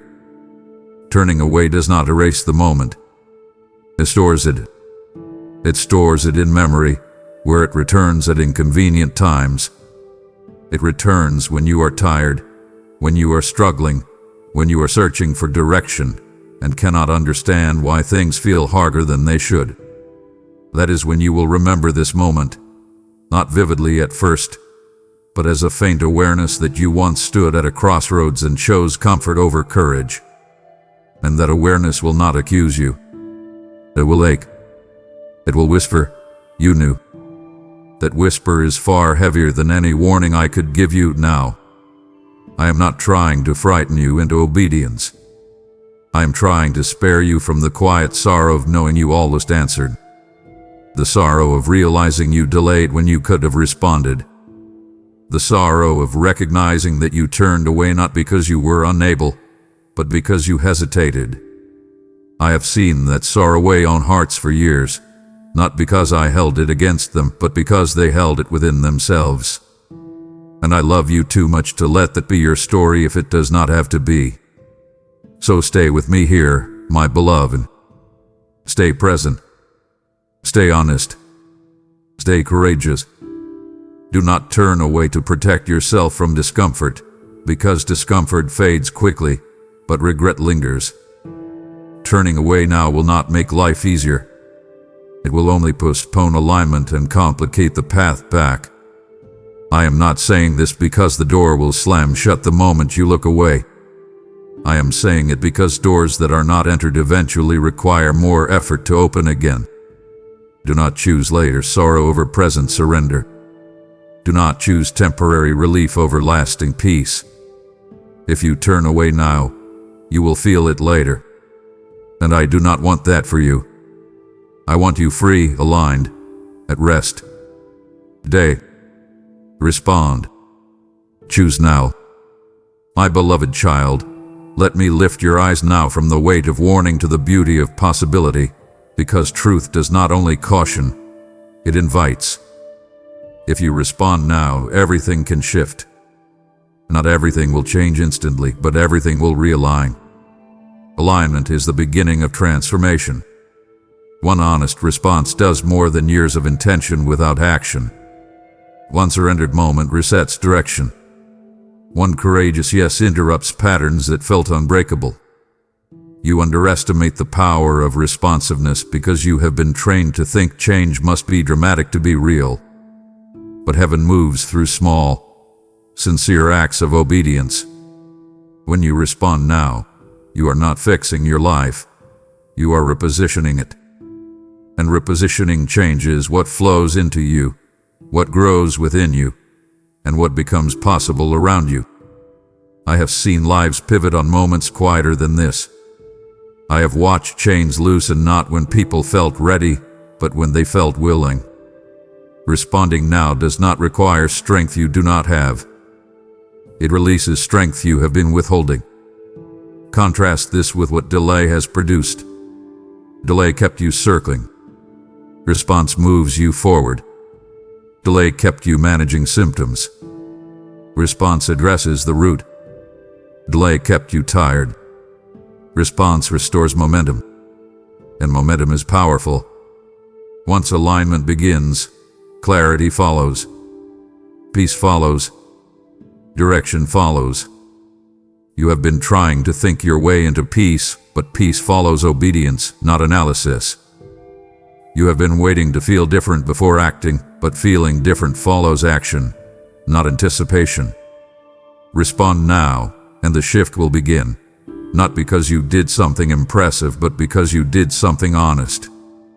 Heaven responds to honesty faster than it responds to performance. And your honesty is ready. I can feel it.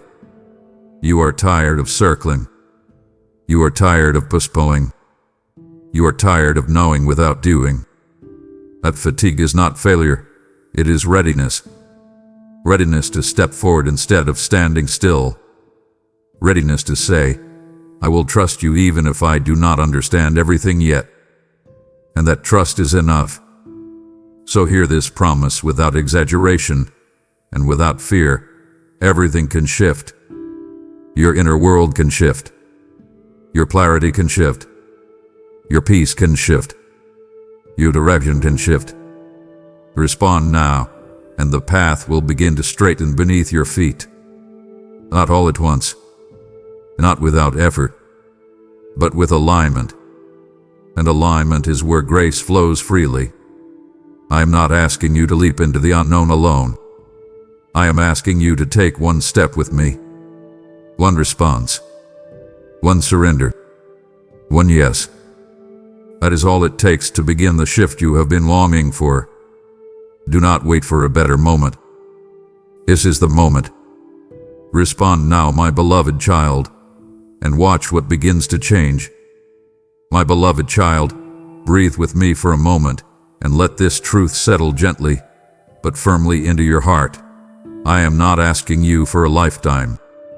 I'm asking you for your yes. Not tomorrow's yes. Not a polished yes. Not a fearless yes. A present yes. A willing yes. A trembling yes that chooses trust over certainty. You have imagined that obedience requires you to see the whole road, to commit to every step before you take the first one. And because you could not see the end, you stayed where you were. But that is not how love works. Love does not demand a map before it moves. It asks for a hand to hold. I am not asking you to solve your future, to perfect your character, or to guarantee consistency. I am asking you to stop withholding your agreement. Your yes is not a contract binding you to perfection. It is a door opening to relationship. And relationship unfolds one step at a time. You have been exhausted by the idea of a lifetime because you have been carrying tomorrow's weight today. Lay it down. I did not ask you for tomorrow. I asked you for now. Hear the contrast clearly, my child. Fear demands guarantees. Love asks for trust. Fear says, what if I fail later? Love says, will you walk with me now? Fear magnifies the distance ahead. Love focuses on the step beneath your feet. And you have been listening to fear because it sounds responsible, thoughtful, protective. But fear has kept you frozen, rehearsing futures you were never meant to carry alone. Your yes does not commit you to never struggling again. It commits you to not struggling alone. Your yes does not mean you will never doubt. It means you will bring your doubt into relationship instead of hiding it behind delay. You thought withholding your yes was humility. But humility does not refuse to respond. It responds honestly. And your honesty right now is simple. You want peace, but you are afraid of the cost.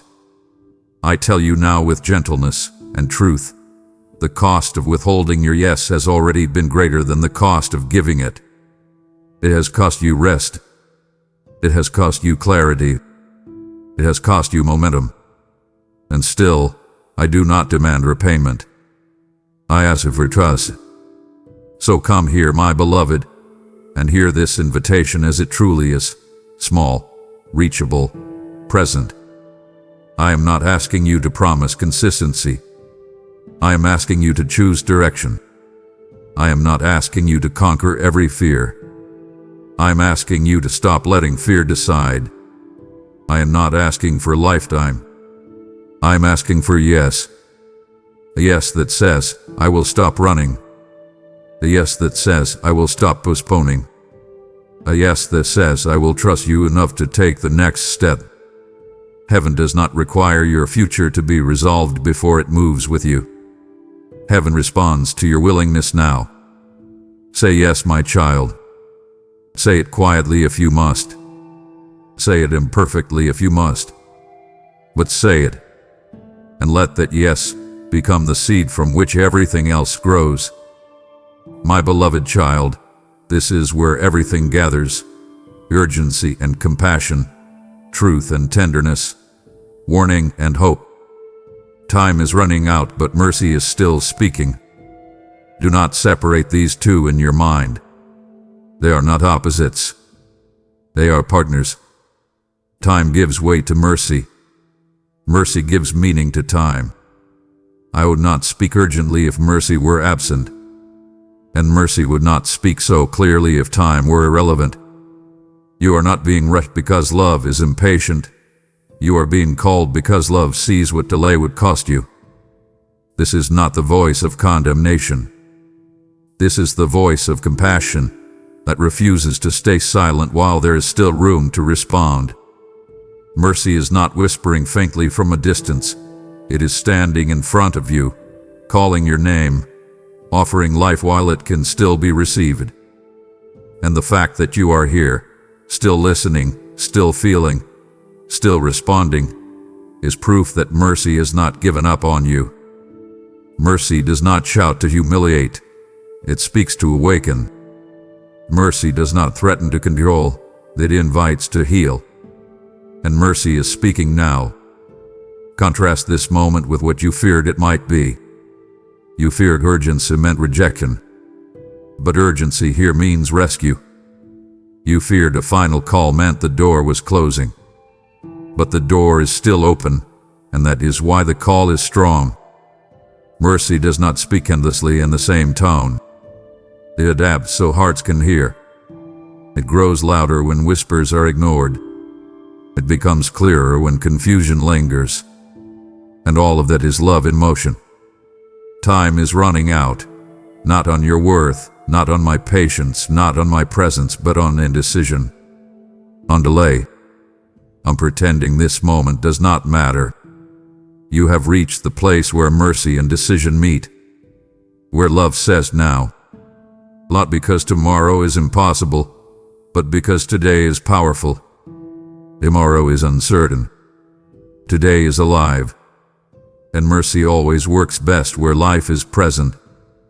So receive this final truth with hope rising, not fear tightening. Mercy is still speaking.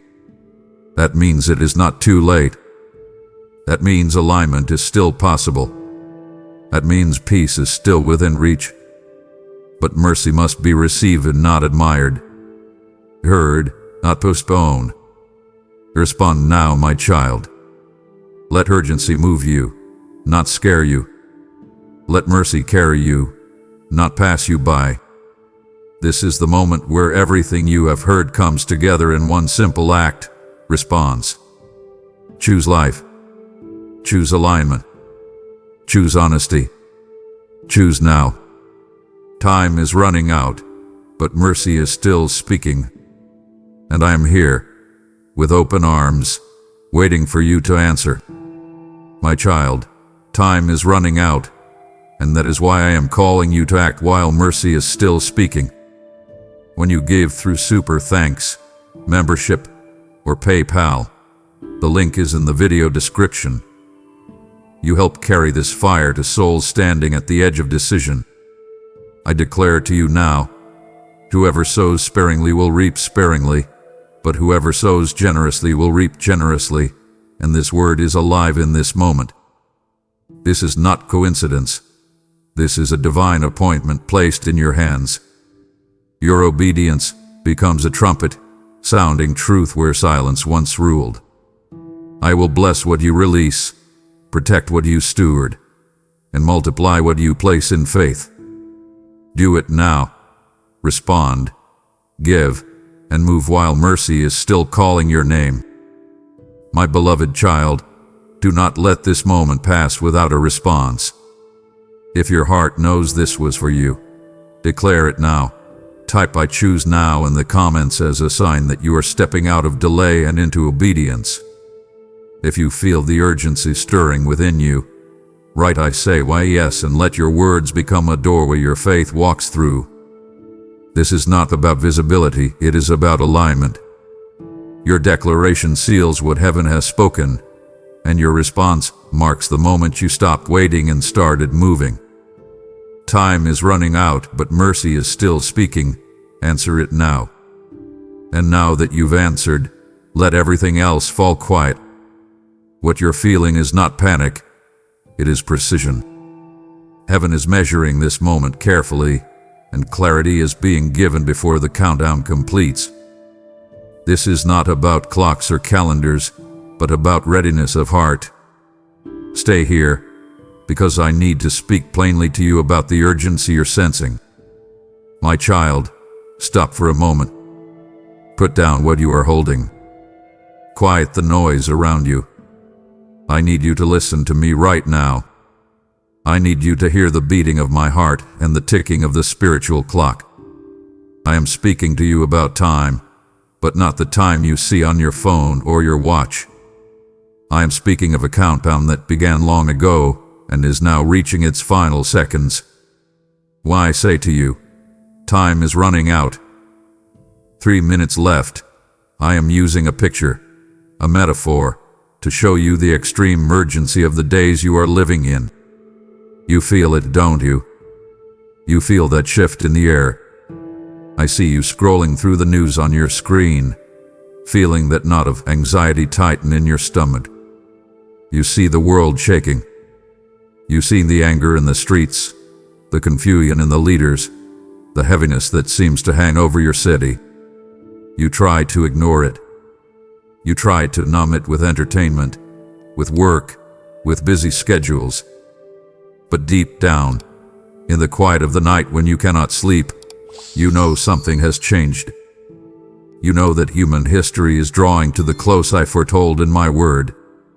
I am telling you this not to scare you, but to wake you up. I am your father, and a father warns his children when the storm is about to break. You cannot afford to be casual anymore.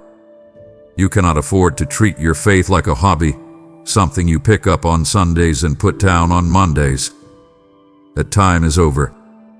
The time for playing safe is gone. Now is the time for deep, radical commitment.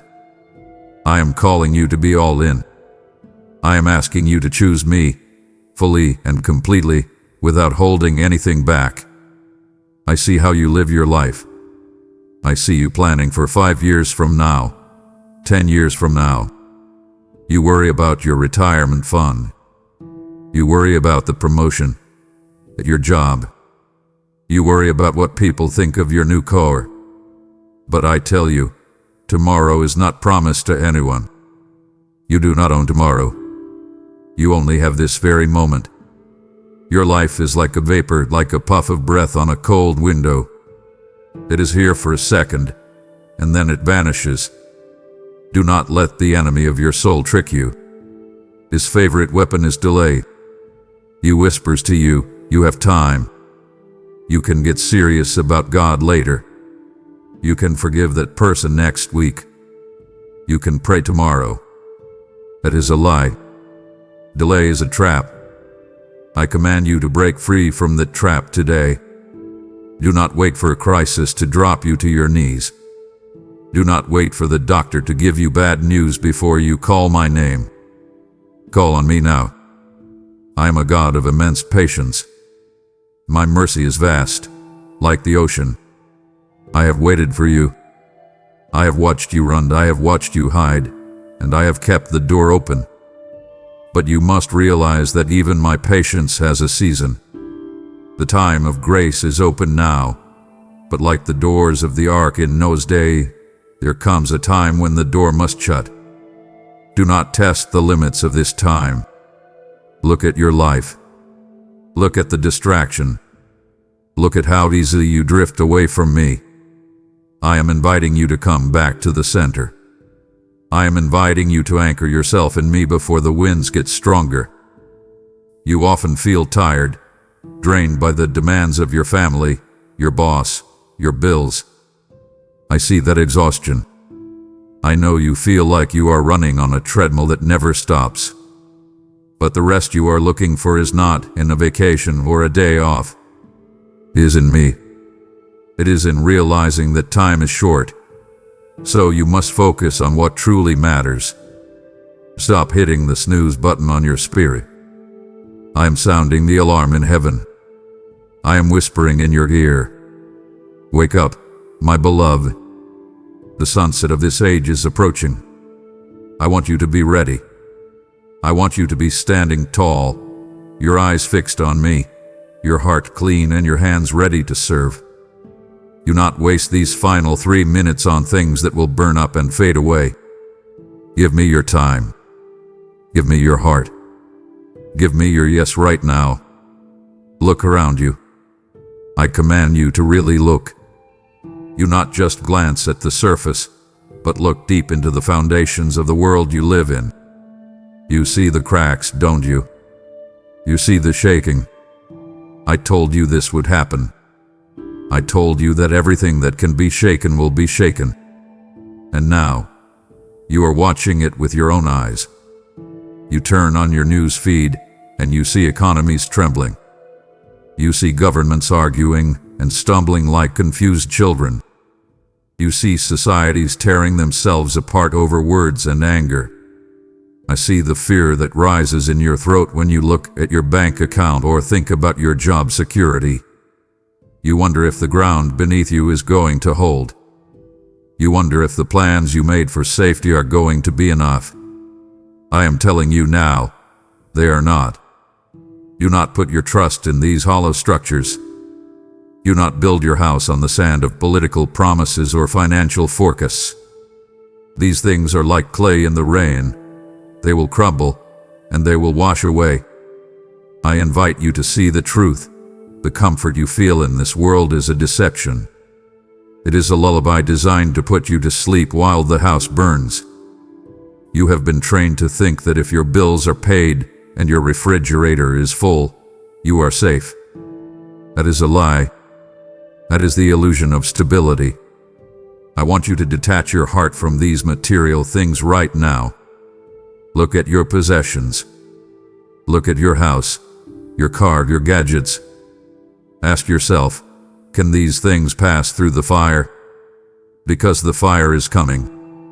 Not a fire to destroy you, but a fire to test what is real. You search for peace in the world, but the world cannot give you what it does not have. Peace without me is just a pause between wars. It is just a moment of silence before the screaming starts again. Stop looking for stability in a system that is designed to fall. I am your rock. I am the only solid ground in a universe that is melting away. When you stand on me, let the markets crash. Let the nations rage. You will not be moved. I know you feel the chaos. You feel it in the grocery store, in the traffic, in the tension at your workplace. Do not look at this chaos with fear. I command you to change your perspective. See these things as I see them, as birth pains. When a woman is in labor, there is pain, there is struggle, there is screaming. But it is not death. It is the sign that new life is coming. A kingdom is coming. I am calling you to let go. Open your hands. You are holding on so tight to things that are already slipping away. Let them go. Trust in me. Trust that I can feed you when the store shelves are empty. Trust that I can protect you when the police cannot. Trust that I am your defense, your provider, and your king. The illusion is breaking, my child. Do not try to tape it back together. Let it break, and stand firm on my word, which stands forever. I am shaking your shoulder. I am calling your name. Can you hear me? Shake off the heaviness that has settled on your eyelids. I see the lethargy that has wrapped around your spirit like a heavy, wet blanket. You are moving, yes. You are walking, you are talking, you are doing your job. But in the spirit, you are sleepwalking. You are drifting through your days, numb and distracted. I command you to open your spiritual eyes. Look at the difference between being religious and being alive. I see you go to church. I see you sing the songs. I see you nod your head at the sermon. But where is the fire? Where is the passion that used to burn in your chest? You have become comfortable with a routine. You have replaced relationship with ritual. You are hitting the spiritual snooze button, thinking you have 5 more minutes to sleep. But I tell you, the alarm is sounding in the heavens. The trumpet is being raised to the lips of the angel. You do not have 5 more minutes to sleep. You must wake up now. Examine your daily routine. Look at your morning.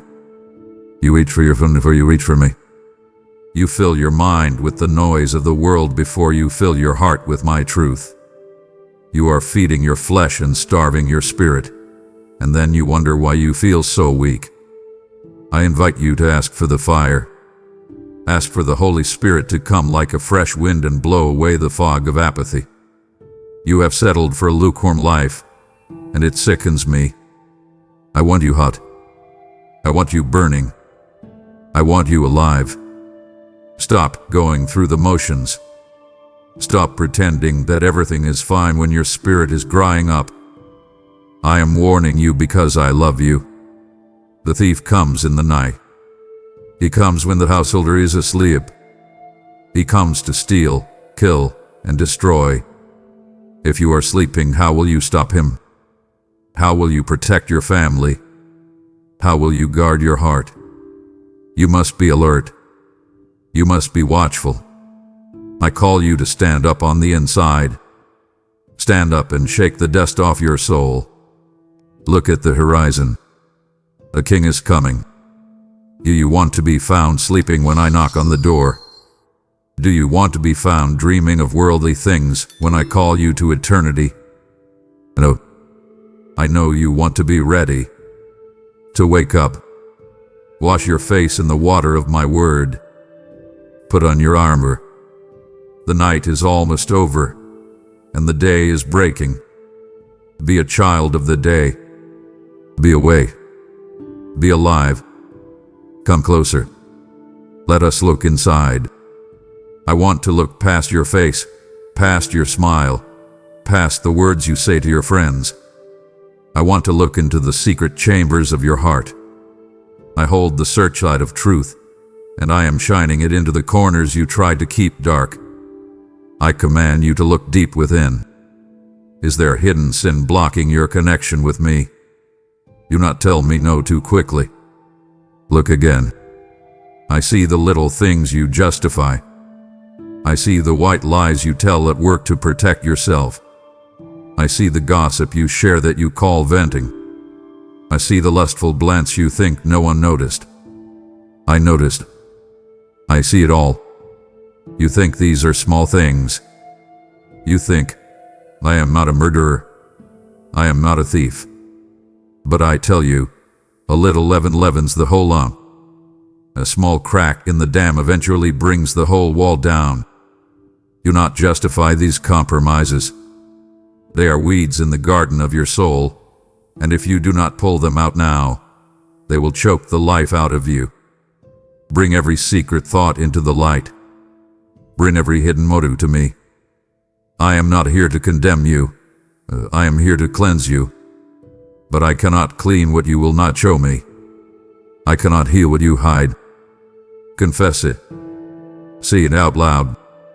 Lord, I have been jealous. Lord, I have been bitter. Lord, I have been proud. I ask you, has your love for me grown cold? I remember when you first knew me. I remember how you used to run to spend time with me. I remember how your heart beat fast when you worshipped. But now, other lovers have taken my place.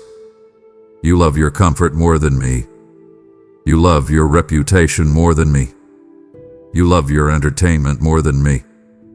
I invite you to return to your first love. I want your heart to be soft. The world has made you hard. The disappointments, the betrayals, the bad news, it has built a shell of cynicism around your heart. You think this shell protects you, but it only imprisons you. Let me break that shell. Let me give you a heart of flesh again. I want a heart that feels. I want a heart that breaks for what breaks mine. Guard your heart, my child. It is the most precious thing you have. It is the wellspring of life. It is the place where I want to live. Do not let it become a garbage dump for the world's filth. Keep it pure. Keep it clean. Keep it open to me. I am standing at the door of your heart right now. I am knocking.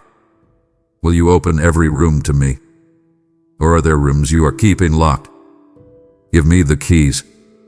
Give me every key. I want all of you. I see what you are carrying. You are walking through life with a heavy backpack strapped to your shoulders. You are trying to run this race, but you are weighed down. I look inside that pack, and I see stones. Heavy, sharp, jagged stones. Each stone has a name written on it. This stone is the name of the parent who neglected you. This stone is the name of the friend who betrayed your secret. This stone is the name of the spouse who walked away. You are carrying them. You are holding onto them as if they are treasures. But they are not treasures. They are burdens. They are crushing you. I command you to release the weight of unforgiveness. You cannot enter these final moments carrying this old baggage. It is slowing you down. It is making you sick. You think that by holding on to your anger, you are punishing them. You are wrong. Bitterness is a poison you drink while hoping the other person dies. You are the one dying. You are the one suffering. I hear your protest. But Lord, they hurt me. They don't deserve forgiveness. I know they don't. Neither did you. Remember when you stood before me, guilty and stained. Remember when you deserve a judgment. What did I give you? I gave you mercy. I gave you blood. I gave you life. How can you accept my ocean of forgiveness and then refuse to give a drop to your brother? I am not asking you to say what they did was right. I am asking you to release the debt. Imagine they owe you $1 million for the pain they caused. Now, imagine taking that bill, tearing it up, and throwing it in the fire. Say it. I release you. You owe me nothing. Let my justice handle what is beyond your control. My justice is perfect. Yours is flawed. Cleanse your spirit of resentment. It is blocking the flow of my grace. You pray for blessings. You pray for healing, but the pipe is clogged with the sludge of unforgiveness. Clear the pipe. Let it go. Make peace wicked. Do not let the sun go down on your anger one more day. If you need to make a phone call, make it. If you need to send a text, send it. Even if they do not accept it, you have done your part. You have cut the chain. You are free. Drop the stones, my child. Drop them at the foot of the cross. Leave them there. Walk away lighter. Walk away free. I have so much more for you, but your hands are too full of old hurts to receive my new blessings. Open your hands. Forgive. And be free. Do not turn away now, my child. We have only just begun to remove the heavy stones from your soul. If you silence my voice at this moment, you choose to walk away with your wounds still bleeding, half-healed and vulnerable. It breaks my heart to see you retreat into the shadows when total freedom is within your grasp. Do not leave me here, working alone on your behalf. Today, let me finish the miracle I have started in you. There is a throne in the center of your heart. It was made for me. But I look at it, and I see someone else sitting there. I see you. I see your ego. I see your desire to be right, your desire to be seen, your desire to be in control. You have built an idol, and that idol has your own face. I command you to step down from that throne. Step down, and let me take my rightful place as king. You are exhausted because you are trying to be the god of your own little world. You are trying to control what people think of you.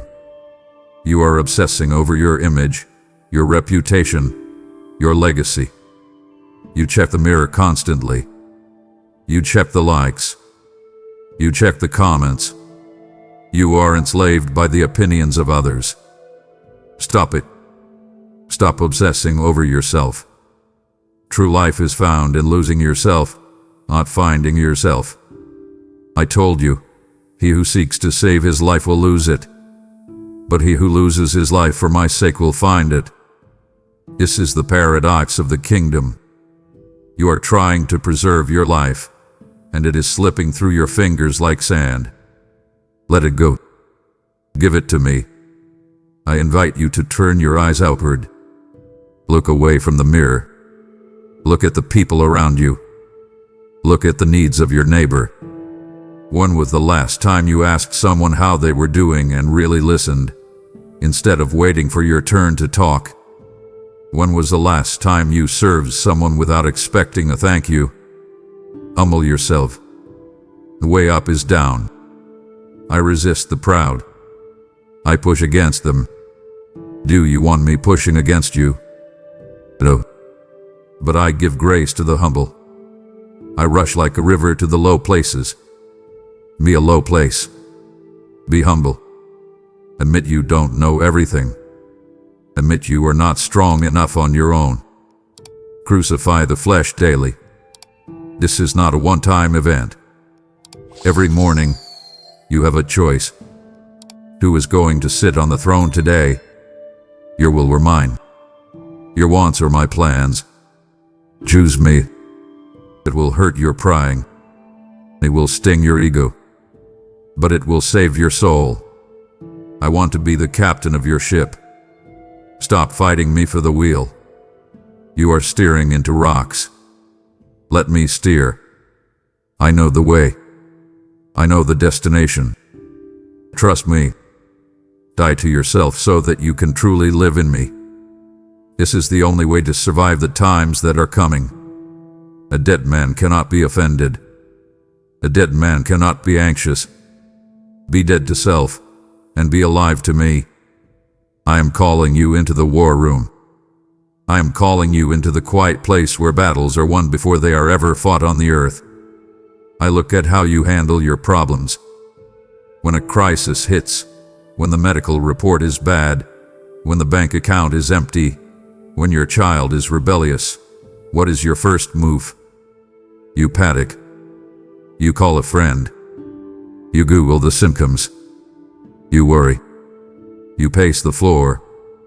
And then, finally, when you have exhausted every other option, you say, well, all I can do now is pray.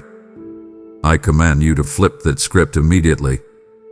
Make prayer your first response, not your last resort. In these turbulent times, prayer is not a spare tire you use when you have a blowout. It is the steering wheel.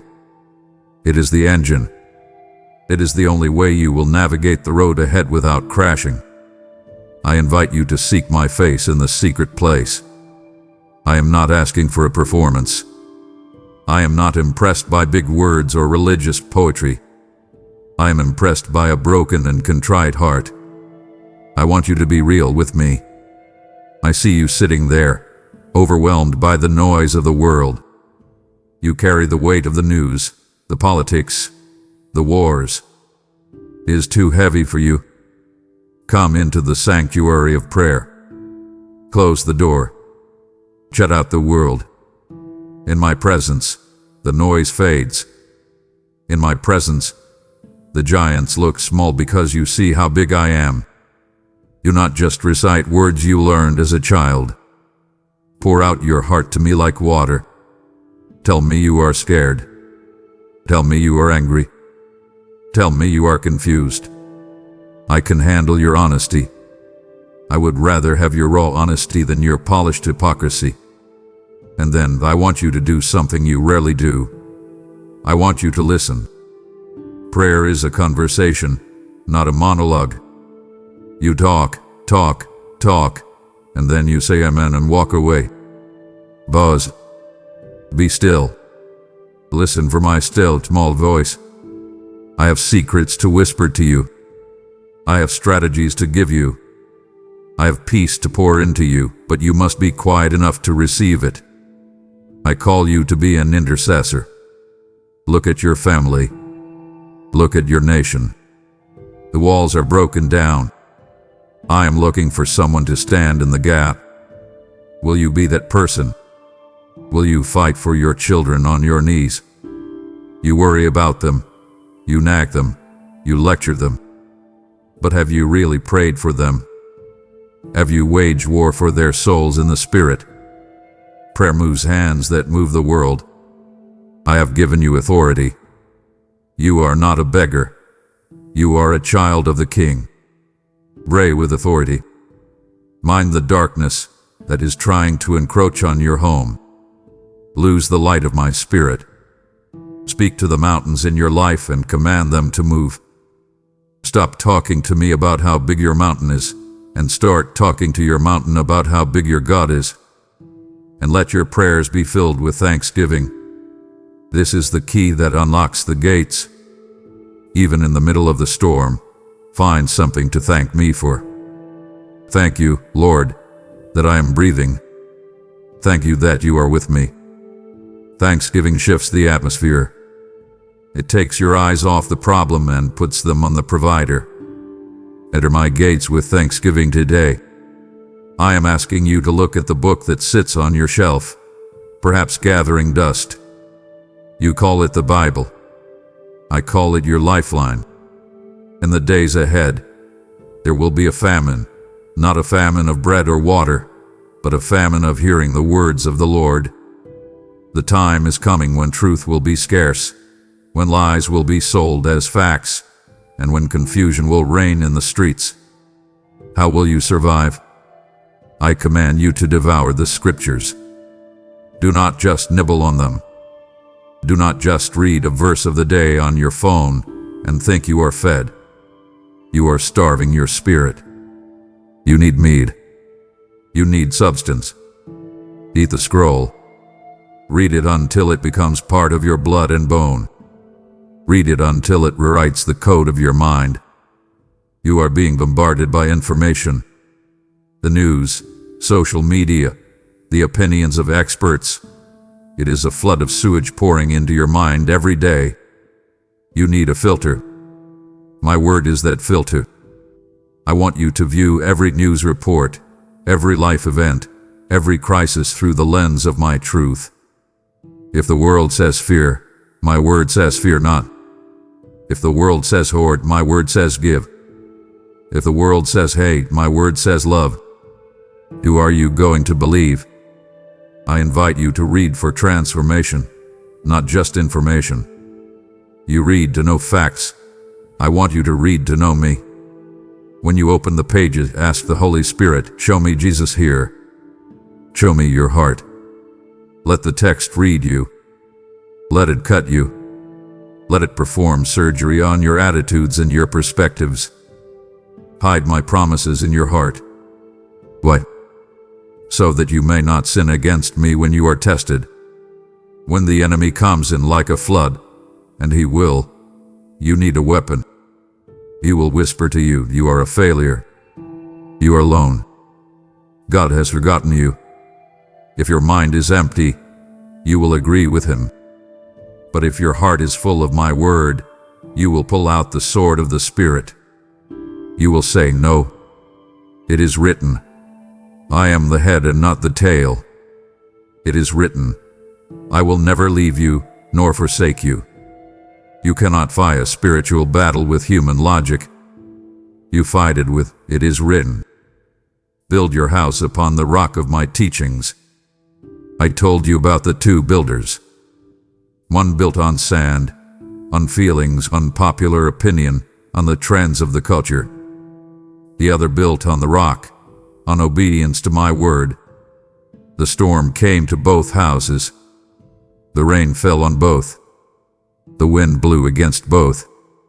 I do not promise you a storm-free life. I promise you a storm-proof foundation. If you build on my word, you will still be standing when the sun comes out. If you build on the world, your collapse will be great. Choose your foundation today.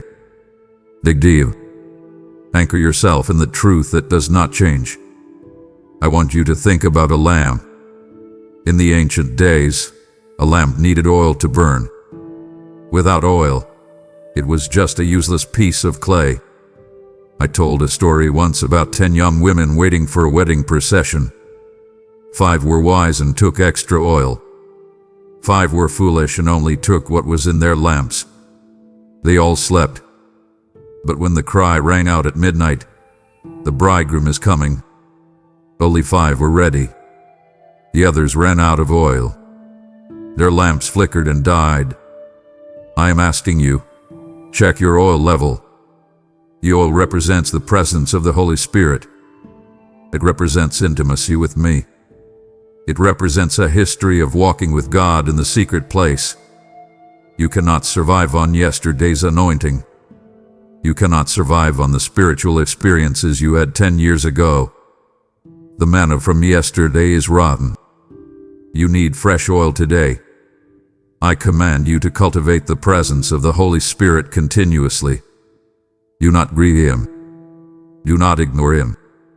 Talk to Him as you drive to work. Listen to Him as you do the dishes. Let Him fill you up, over and over again. You leak. Life pokes holes in you. Stress, anger, fatigue, and the oil drains out. You must come back to the source to be refilled daily. Understand this clearly. You cannot borrow faith at the last minute. When the crisis hit, the foolish virgins asked the wise, "Give us some of your oil." But the wise could not. There are some things you cannot borrow. You cannot borrow your mother's prayers to get you through the great tribulation. You cannot borrow your pastor's faith when death stares you in the face. You must have your own supply. You must have your own connection. You must know me for yourself. Keep your spiritual lamp trimmed and burning. A wick that is charred and burnt gives off smoke, not light. You need to trim the charred parts of your life, the bad habits, the negative attitudes, the laziness. Cut them away so the flame can burn bright and clean. The darkness is gathering. The world is getting darker, which means your light must get brighter. You are the light of the world. Do not hide your light under a basket of fear. Put it on a stand. Fill yourself with the fruits of the Spirit. Are you patient? Are you kind? Do you have self-control? These are the signs that your tank is full. If you are snapping at everyone, if you are anxious, if you are mean, your oil is low. Stop everything and get more oil. Go to the worship. Go to the Word. Go to prayer. Live in a state of constant expectancy. Look up. Your redemption draws near. Do not look down at the dirt. Do not get so busy with the affairs of this life that you miss the sound of my approaching footsteps. I'm coming. Be like a servant waiting at the door, hand on the knob, ready to open it the moment the master arrives. Be ready. I feel the trembling in your spirit. I see the nights you lie awake, staring at the ceiling, your mind racing like a hamster on a wheel. You worry about the economy collapsing. You worry about the new virus. You worry about your children's future. You worry about war. Fear has become the background noise of your life, the constant hum of what if, what if, what if. I command you, do not let your heart be troubled. I did not say trouble wouldn't come. I said do not let it enter your heart. You are the gatekeeper of your soul. When fear knocks on the door, and it will knock loudly, you have the power to say, "You are not welcome here." You must replace the spirit of fear with the spirit of power, love, and a sound mind. Fear is a liar. Fear tells you that you are alone. Fear tells you that I am not enough. Fear tells you that the worst-case scenario is the only scenario. I invite you to trust that I am the Good Shepherd. Even when you walk through the valley of the shadow of death, you do not need to fear evil. Why? Because I am with you. My rod and my staff, they comfort you. I am not a hired hand who runs away when the wolf comes. I am the shepherd who fights for the sheep. If I am with you, who can be against you? Remember my sovereignty. Nothing happens in your world that is outside of my control. Do you think I am surprised by the news headlines? Do you think I am pacing the floors of heaven wondering what to do about the nations? I sit on the throne. The nations are like a drop in the bucket to me. I hold the universe together with the word of my power. If I can hold the stars in place, can I not hold your life? I see you trying to control everything because you are afraid. You try to micromanage your family, your money, your health. But control is an illusion. You cannot stop the storm by worrying about it. You cannot add a single hour to your life by being anxious. Let go. Cast all your anxieties upon me. Imagine holding them in your hands, heavy, dark rocks. Now, throw them onto my shoulders. I care for you. I can carry the weight of the world. I can certainly carry the weight of your bills. I can carry the weight of your diagnosis. Focus on me. Peter walked on water as long as he looked at me. The moment he looked at the waves, he sank. What are you looking at? If you look at the storm, you will sink into depression and panic. If you look at me, you will walk over the very thing that is trying to drown you. Fix your eyes on Jesus. I have overcome the world. And because you are in me, you are an overcomer too. Breathe in my peace. Breathe out your fear. I have got you. My child, you have cast your heavy anxieties upon me. Now, I call you to release your faith through the seed in your hand. Just as I feed the sparrow, I am the source of the resources you hold, meant not to be hoarded in fear but sown in bold love to break the chains of others. By supporting this ministry today through a super thanks or donation, you are lighting a candle for another soul lost in the suffocating darkness of fear, guiding them to the same peace you have found. Do not let the spirit of scarcity whisper lies to you, for I love a cheerful giver and I promise to rebuke the devourer for your sake. As you pour out your substance to spread my warning, I declare that your own vats will overflow with new wine and your barns with plenty. Trust me in this act of worship, knowing that what you keep is all you have, but what you give, I multiply. Click the link in the description now, sow into this harvest, and watch how I honor your faithfulness. I feel the temptation rising in you to stop, to return to the distractions of the world. That is not your desire. That is the enemy trying to cut the connection before you receive your breakthrough. If you leave this conversation now, you return to the very anxiety I am trying to strip away from you. Do not grieve my spirit by choosing the noise of the world over the comfort of your Father. Press on. The answer to your deepest struggle is waiting in the very next words I speak. I am drawing a line in the sand. For too long, you have tried to live with one foot in my kingdom and one foot in the world. You want the insurance of salvation, but you want the pleasures of the world. You want to be called a Christian, but you want to talk, act, and think just like everyone else. I am telling you, it does not work that way. I am calling you to separate yourself. I command you to pursue holiness. Holiness is not a dusty, religious word. It means to be set apart. It means you are different. You are special. You belong to me. If you are drinking from the cup of the Lord and the cup of demons, you are making me jealous. I want all of your affection. I want you to be in the world, to love them, to serve them, to shine for them. But I do not want you to be of the world. Do not let the world squeeze you into its mold. Cleanse your hands and purify your hearts, you double-minded.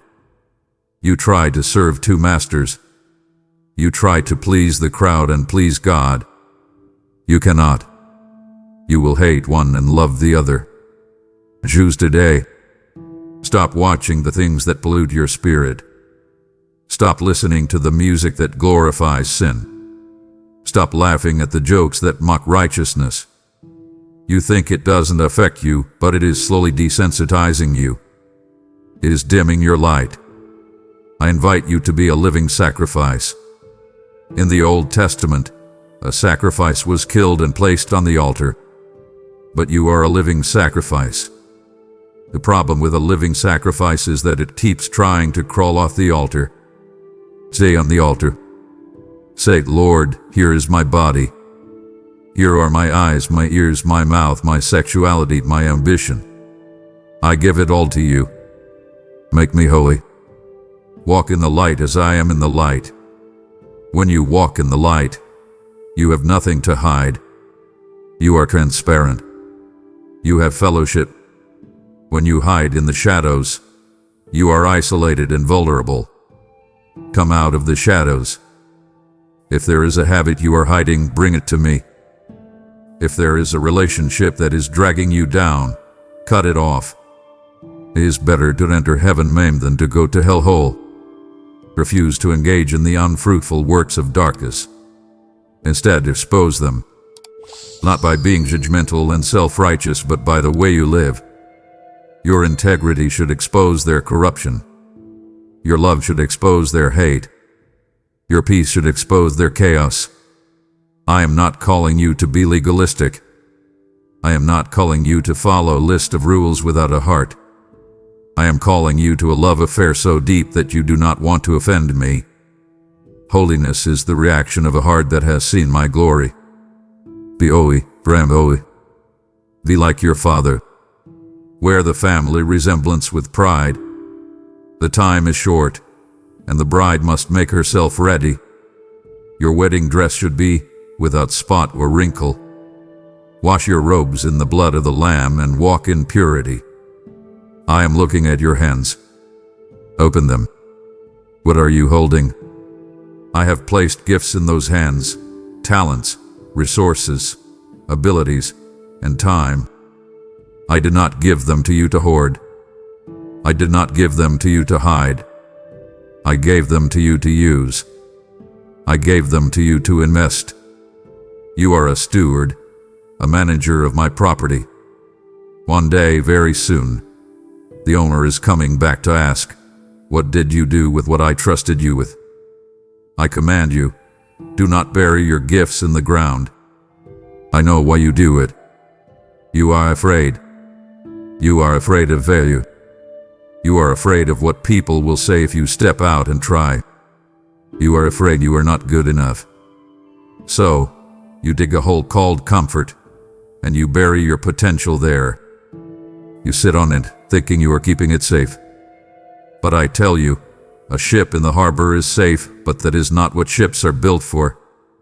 You were built for the open ocean. You were built for impact. I see the talent you have for business. Why are you not using it to fund my kingdom? I see the gift you have for encouraging others. Why are you silent when your coworker is crying in the break room? I see the ability you have to teach, to create, to organize, to lead. These are not just for your career advancement. These are weapons of warfare. These are tools for the harvest. I invite you to work while it is day. Look at the sky. The sun is setting. The shadows are getting long. The night is coming when no man can work. You do not have forever to write that book. You do not have forever to start that ministry. You do not have forever to help that neighbor. Urgency must become your driving force. Stop saying, someday. Someday is a lie that leads to a grave full of regrets. Today is the day. I challenge your generosity. You hold on to your money so tightly, afraid that if you give, you will run out. Do you not know who your provider is? Do you not know that I own the cattle on 1,000 hills? When you clench your fist, nothing can leave, but nothing can enter either. Open your hand. Give extravagantly. Give to the poor. Give to the work of the gospel. You cannot take your bank account with you when the trumpet sounds. All you can take is what you have given away. Earthly currency burns. Kingdom currency lasts forever. View your life as a mission field. You ask me, Lord, send me to the nations. But I have sent you to the office down the hall. I have sent you to the school board. I have sent you to your own kitchen table. That is your assignment. That is your territory. Be faithful there. Stop waiting for a platform and start serving where your feet are planted. Prepare to give an account. This is not to scare you, but to sober you. I want to look at you on that day with a smile on my face and say, well done, good and faithful servant. I want to see that you took the one talent I gave you and made it 2, I want to see that you took the 5 and made them 10. I am not looking for perfection, I am looking for multiplication. I am looking for faithfulness. Do not let fear rob you of your reward. Give up that buried gift. Dust it off. Use it for my glory before the clock runs out. Can you feel it? Put your hand on your chest. Feel that rhythm. Now I want you to feel my heartbeat. My heart does not beat for buildings. It does not beat for programs. My heart beats for people. It beats for the lost. It beats for the sheep that has wandered off the cliff and is hanging by a thread. I am the shepherd who leaves the 99 to find the one. Are you willing to help me find them? I command you to feel the urgency of the harvest. Look at the faces you pass every day. The cashier at the grocery store who looks so tired. The neighbor who never waves back. The family member who mocks your faith. Do not just see their faces. See their souls. See them as eternal beings who will live forever somewhere.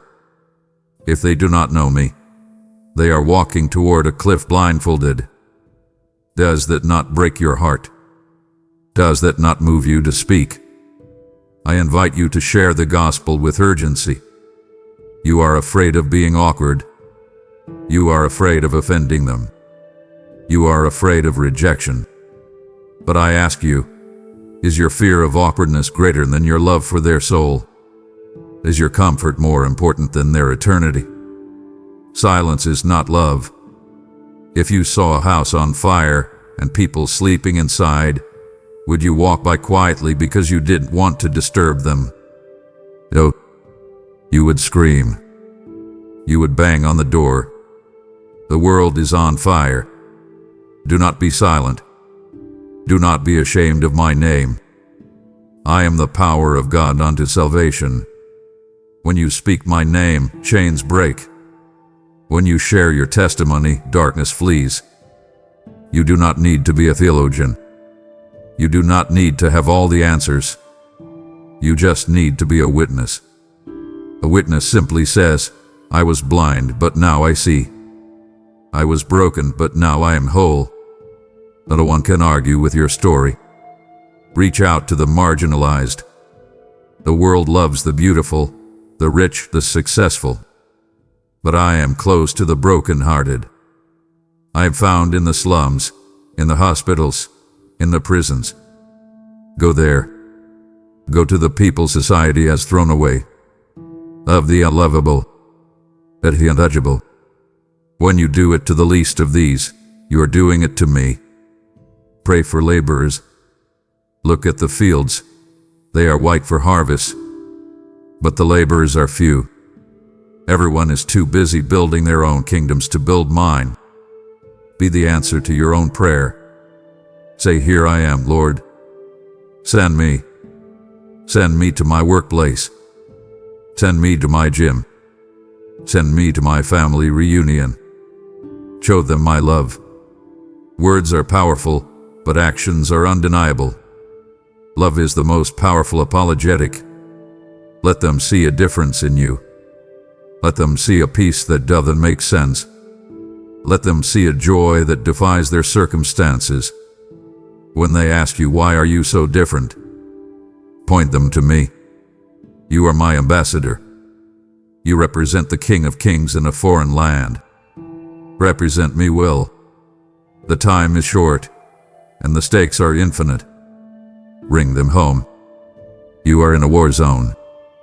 Do not mistake the quiet for peace. Just because you do not see bullets flying does not mean you are not under attack. The enemy of your soul is relentless. He studies you. He knows your weak spots. He knows exactly what trigger to pull to send you spiraling into anxiety, lust, or despair. You cannot fight this enemy in your pajamas. You must suit up.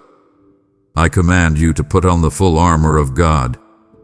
This is not a metaphor for Sunday school. This is your survival gear. If you walk out your front door without this armor, you are a sitting duck. Gird your waist with truth. The enemy is the father of lies. He lies to you about your identity. He lies to you about your value. He lies to you about your future. You must wrap the belt of truth around your core. The truth is what I say about you, not what the world says. When you know the truth sets you free. Do not let deception find a foothold in your mind. Put on the breastplate of righteousness. Your heart is the target.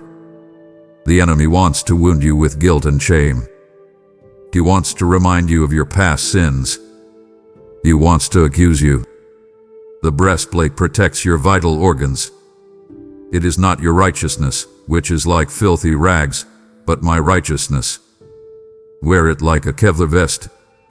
When the accuser says, "You are guilty," the breastplate says, "I am covered by the blood." Shod your feet with the readiness of the gospel of peace. The terrain you are walking on is rocky and dangerous. There are traps everywhere. You need traction. My peace gives you stability. When the world is slipping and sliding in panic, you will stand firm. You will be ready to move when I say move, and ready to stand when I say stand. Take up the shield of faith. Oh, how you need this. The enemy shoots fiery darts at you, thoughts of doubt, fear, what if, sudden panic attacks. These are missiles designed to set your life on fire. Lift up the shield. Faith is not a feeling, it is a decision. It is trusting in my character when you cannot see my hand. The shield extinguishes the fire before it burns you. Wear the helmet of salvation. The battlefield is in the mind. Your thoughts are the front line. Guard your mind. Do not let every negative thought nest in your hair. You have the mind of Christ. Protect your hope. Protect your assurance of salvation. Know that you are saved, you are being saved, and you will be saved. And take the sword of the Spirit, which is my word. All the other pieces are for defense. This one is for offense. You not just take the blows, fight back. When the enemy whispers a lie, speak the word. Cut the lie in half. Use the authority I have given you. I invite you to dress yourself every morning. Do not rush into your day naked. Put on the Lord Jesus Christ. Stand tall. You are a warrior. You are on the winning side. The battle is fierce, but the victory is already assured. Stand your ground, and after you have done everything, stand. Do not be surprised, my child. I see the confusion in your eyes. You are asking, "Lord, why is this happening? I thought if I followed you, things would get easier." I never promised you easy. I promised you worth it. Do not be surprised by the fiery trials you are facing. They are not a sign that I have abandoned you. They are a sign that I am refining you. I command you to see your struggle differently. You are gold. But raw gold has impurities, dross. The only way to remove the dross is fire. I am the refiner. I sit by the fire, and I watch you closely. I do not turn up the heat to destroy you. I turn it up to purify you. I keep you in the fire until I can see my own reflection in you. That is the goal. I want you to look like Jesus. I know it hurts. I know the heat is intense. I know you want to jump out of the crucible. But if you jump out now, you will remain impure. You will remain weak. Endure the process. Stay in the fire. Trust the refiner's hand. I will not let you be tested beyond what you can bear. I know your breaking point, and I will not cross it. But I will push you to your melting point. Stand firm when the world mocks you. They will hate you because of me. They will call you names. They will cancel you. They will exclude you. Do not compromise to get their approval. Your approval is a vapor. My approval is eternal life. Wear their rejection like a badge of honor. The prophets were persecuted before you. The apostles were persecuted before you. I was persecuted before you. You are in good company. I invite you to rejoice. I know that sounds impossible. How can you rejoice when you are losing your job? How can you rejoice when you are sick? You do not rejoice for the pain. You rejoice in the promise. You rejoice because you know that this light and momentary affliction is preparing for you an eternal weight of glory. You are trading the temporary for the eternal. Endure hardship as a good soldier. A soldier does not complain about the mud. A soldier does not complain about the rain. A soldier focuses on the mission. Keep your eyes on the commander. I am leading you. I have walked this path before you. I have scars too. I know the way. Trust me with your pain. Do not waste your suffering. Let it make you softer, not harder. Let it make you more compassionate, not more bitter. Let it drive your roots deep into the soil of my love. When the storm is over, and it will be over, you will stand taller, stronger, and more beautiful than before. You will be unbreakable. You will be pure gold. You are in the refiner's fire, and I am holding you close. Do not jump out of my hands before the gold is pure. To turn away now is to choose the dross over the glory, to settle for a life that is less than I died to give you. Do not disappoint my love by abandoning the process when the victory is so near. I am arming you for the final battle. Listen closely, for what comes next will determine your standing when the trumpet sounds. Come here. Come out of the shadows. I see you hiding in the corner, head down, convinced that you have blown it for the last time. You heard me say time is running out, and your heart sank because you think you are not ready. You think you are too dirty, too broken, too far gone. You think, I have wasted my life, and now there are only 3 minutes left. It is too late for me. I command you to listen to the truth. It is not too late. As long as there is breath in your lungs, there is mercy in my heart. My arms are wide open. They are not crossed in judgment. They are open in welcome. I am the Father waiting on the porch for the prodigal. I have been watching the road for you. I see you coming from a long way off, and I am running to meet you. There is no pit so deep that my love is not deeper still. You cannot out-sin my grace. You cannot run farther than I can reach. Do not let guilt act as a wall between us. Guilt is a liar. Guilt says you must fix yourself before you come back. Grace says, come back, and I will fix you. I invite you to receive the washing. My blood is sufficient. It does not just cover your sin, it washes it away. It deletes the record. When you confess, I am faithful and just to forgive. I cast your sins into the sea of forgetfulness, and I put up a no fishing sign. Stop fishing for your old sins. Stop reminding yourself of what I have already forgotten. Receive my grace. It is new every morning. Even in the twilight of history, even in these final moments, my grace is fresh. You do not have to earn it. You cannot buy it. You just have to receive it. Open your hands and take it. It is a gift. Let my mercy melt your heart. Do not take advantage of it, but let it lead you to repentance. Let it change you. When you realize how much you have been forgiven, you will love much. You will serve much. You will give much. Come home. The door is open. The table is set. Your seat is waiting. Do not stay out in the cold with your shame. Come into the warmth of my love. You are my child. I love you. I have always loved you. I will always love you. Nothing can separate you from my love. Come home, now. The clock is ticking, but my heart is beating for you. I want you to lift your eyes. Stop looking at the ground. Stop staring at the headlines that only bring you bad news. I command you to look up. Do you see the horizon? Do you see the eastern sky? I want you to hold fast to the blessed hope. I'm coming back.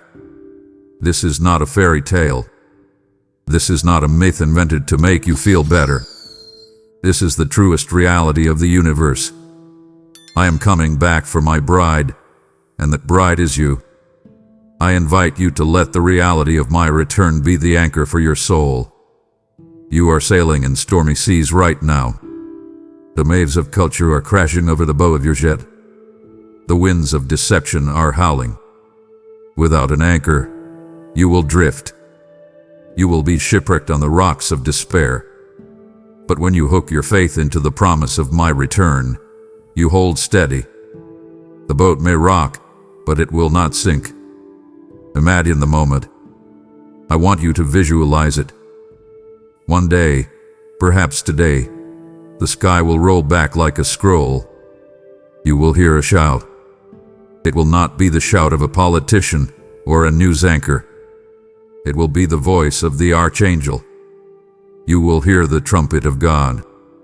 Its sound will vibrate in your very bones. In a twinkling of an eye, gravity will lose its hold on you.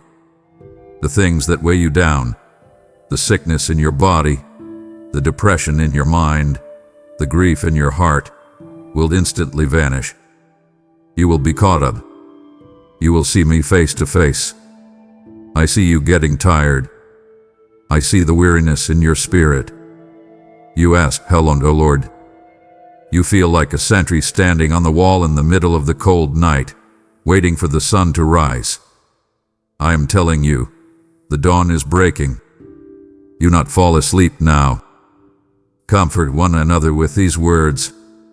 When the world seems dark and hopeless, remind your brother, remind your sister, the King is coming. I command you to live with a dual perspective. Live as if I am coming today. Keep your accounts short. Keep your heart clean. Do not hold grudges.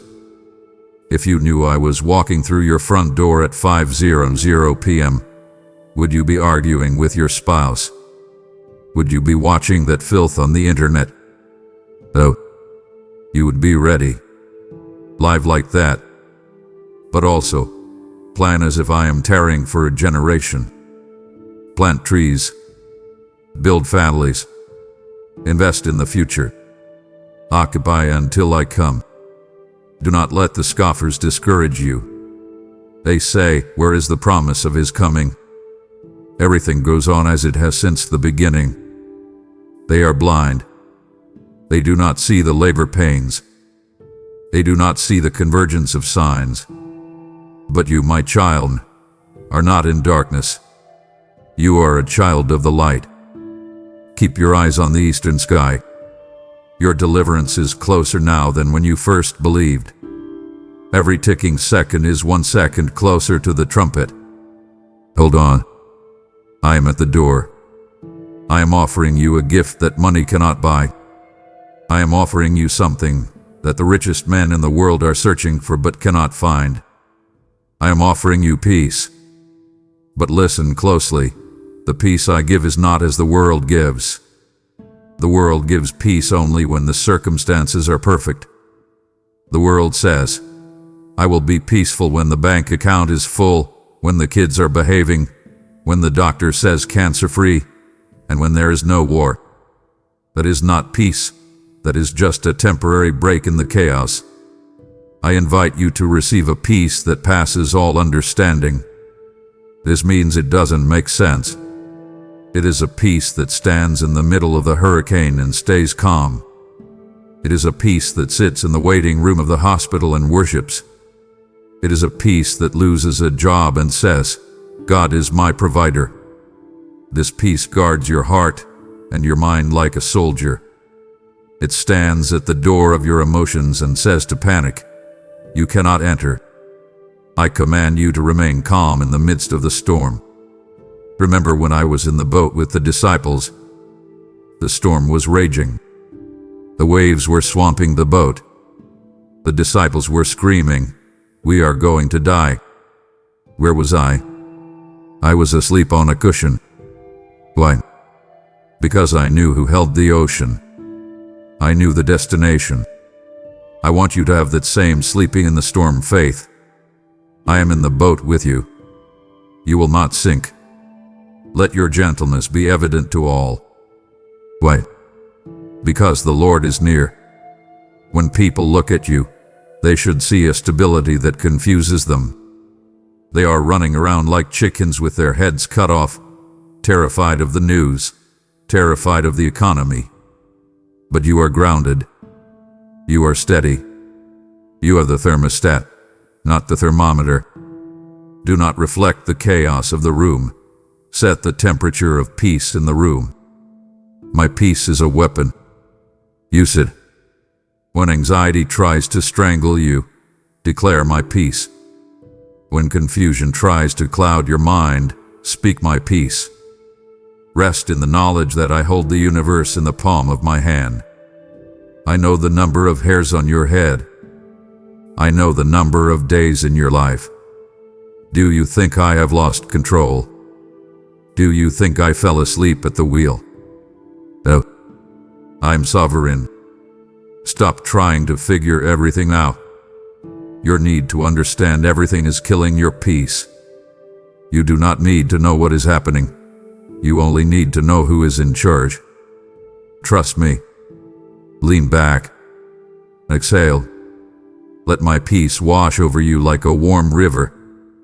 Be still and know that I am God. Look at the person sitting next to you in the pew. Look at the believer across the street. Look at the Christian from the denomination you think is wrong. I'm telling you, you need them. In these final moments, with the clock winding down, you cannot afford the luxury of division. The enemy knows that a house divided against itself cannot stand. That is why he works overtime to keep you fighting each other. He wants you arguing over carpets, over music styles, over politics, over minor doctrines, while the world goes to hell. I command you to set aside petty differences.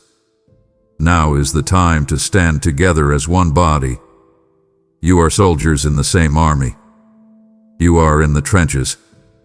When the bullets are flying, you do not ask the soldier next to you about his view on the timing of the rapture. You ask him to cover your back. You need to cover each other's backs. Love one another deeply. Why deeply? Because superficial love will not survive the pressure that is coming. Love covers a multitude of sins. People will offend you. Christians will hurt you. Leaders will disappoint you. Love them anyway. Forgive them anyway. Your unity is the greatest testimony to the world. I said, by this everyone will know that you are my disciples, if you love one another. If you bite and devour each other, you will be consumed by one another. Gather together all the more as you see the day approaching. Do not isolate yourself. The wolf picks off the sheep that wanders away from the flock. Do not say, I can do church online. I don't need people. You need people. You need the annoyance of people to sharpen you. You need the comfort of people to sustain you. You need the prayers of people to hold you up. Bear one another's burdens. You are not meant to carry your load alone. If a brother falls, pick him up. Do not shoot your wounded. Restore him gently. If a sister is struggling, weep with her. Be the hands and feet of Jesus to each other. Pray for the persecuted church. While you sit in comfort, your brothers and sisters are in chains. They are in caves. They are in prisons. Remember them as if you were in prison with them. Their pain is your pain. Their victory is your victory. We are one body. When one part suffers, every part suffers. I am calling you to drop your stones. Stop judging. Stop criticizing. Start loving. Start praying. Link arms. Stand shoulder to shoulder. The enemy fears a united church. Be a church. Be the answer to my prayer in the garden, that you may be one, just as I and the Father are one. Open your hands again. Look at what you are gripping. You are holding on to earthly titles. You are holding on to your status. You are holding on to the letters after your name, the plaque on your door, the number of followers on your social media. I tell you, it is all dust. It is all fading glory. In the light of eternity, being a CEO means nothing.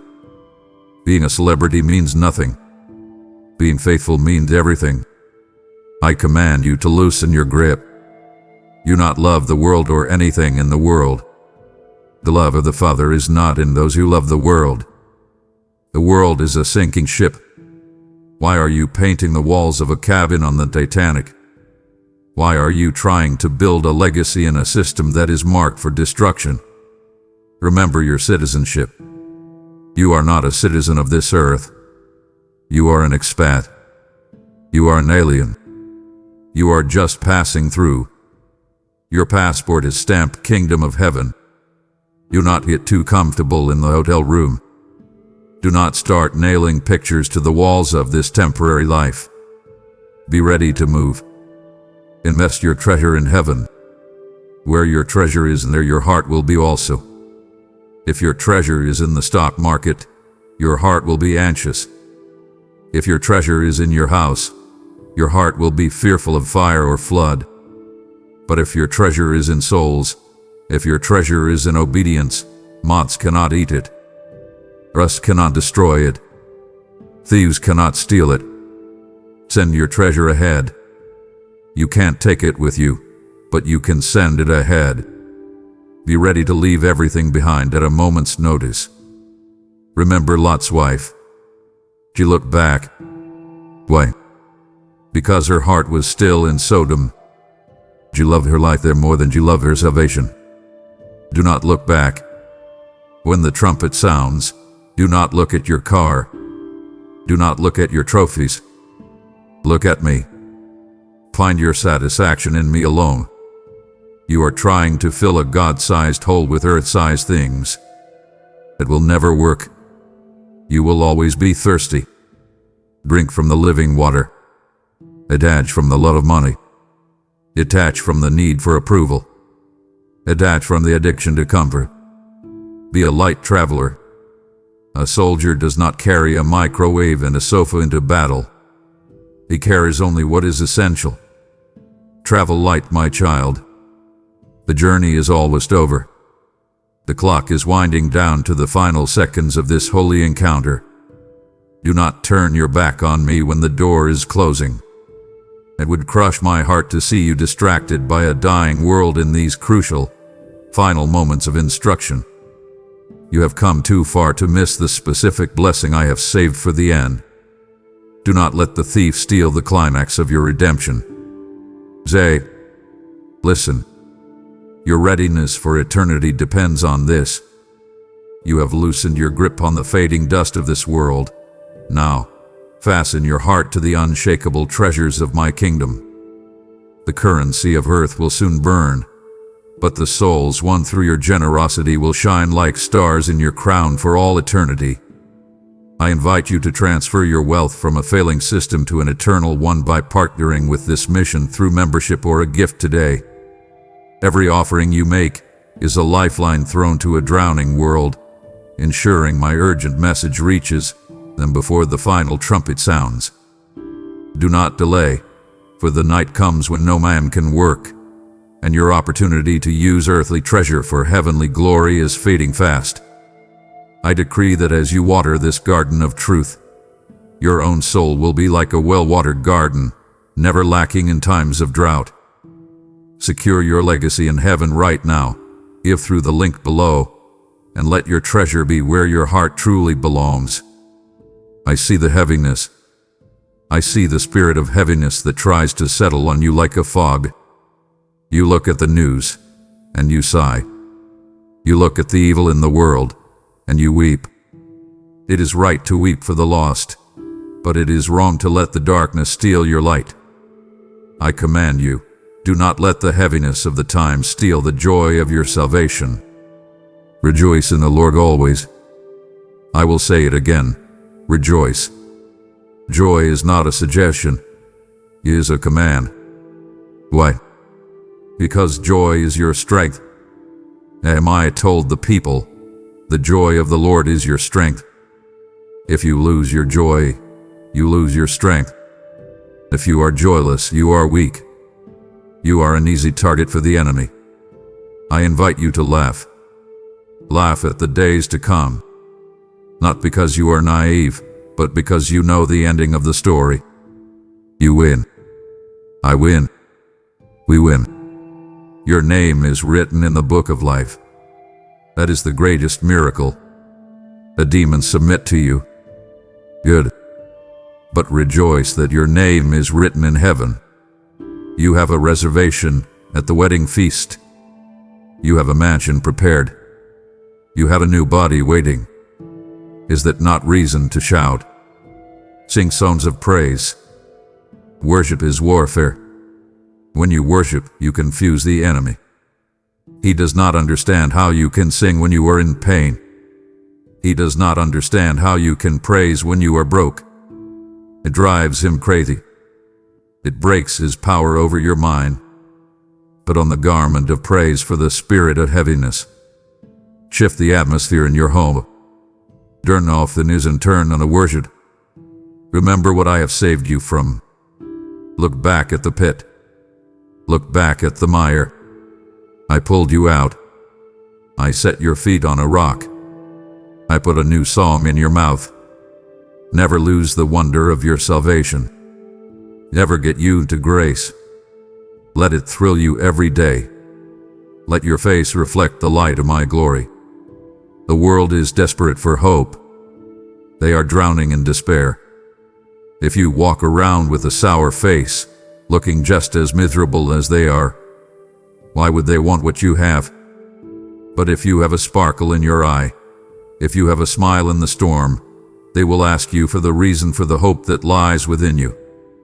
Of her hope, of her joy. Be a thermostat of joy in a cold world. Rise up and rejoice, for your King is coming. I want you to picture a massive, heavy door. That is the door to the ark. In the days of Noah, the door stood open for a long time. It was an invitation. It was a way of escape. People walked past it every day. They mocked it. They ignored it. They thought they had all the time in the world to decide whether to step inside. But then, the moment came. I shut the door. And once I shut it, no man could open it. The rain began to fall, and the time for decision was over. I command you to see your current reality through this image. The door to the ark of safety is still open, but the hinges are creaking. The heavy rain of judgment is beginning to fall on the earth. You can feel the first drops. You can see the dark clouds gathering. And yet, the door remains open for now. This is the time of the open door. It is a window of grace that I have held open by my own strength, but it will not stay open forever. I invite you to invite everyone you can to enter. Do not be casual about this. Do not assume your neighbor has 10 years to find me. Do not assume your cousin will come around eventually. You do not know if they have 10 years. You do not know if they have 10 minutes. Treat every interaction as if the door is about to slam shut. Pull them in. Grab them by the hand. Urge them with tears in your eyes. Tell them, there is safety in here. There is peace in here. Come in before the storm breaks. I see you hesitating. You think, I don't want to be pushy. My child, if a building was burning and you knew the way out, would it be pushy to scream at people to follow you? No, it would be love. It would be the highest form of compassion. The world is burning with hatred, confusion, and sin. You know the way out. I am the door. Anyone who enters through me will be saved.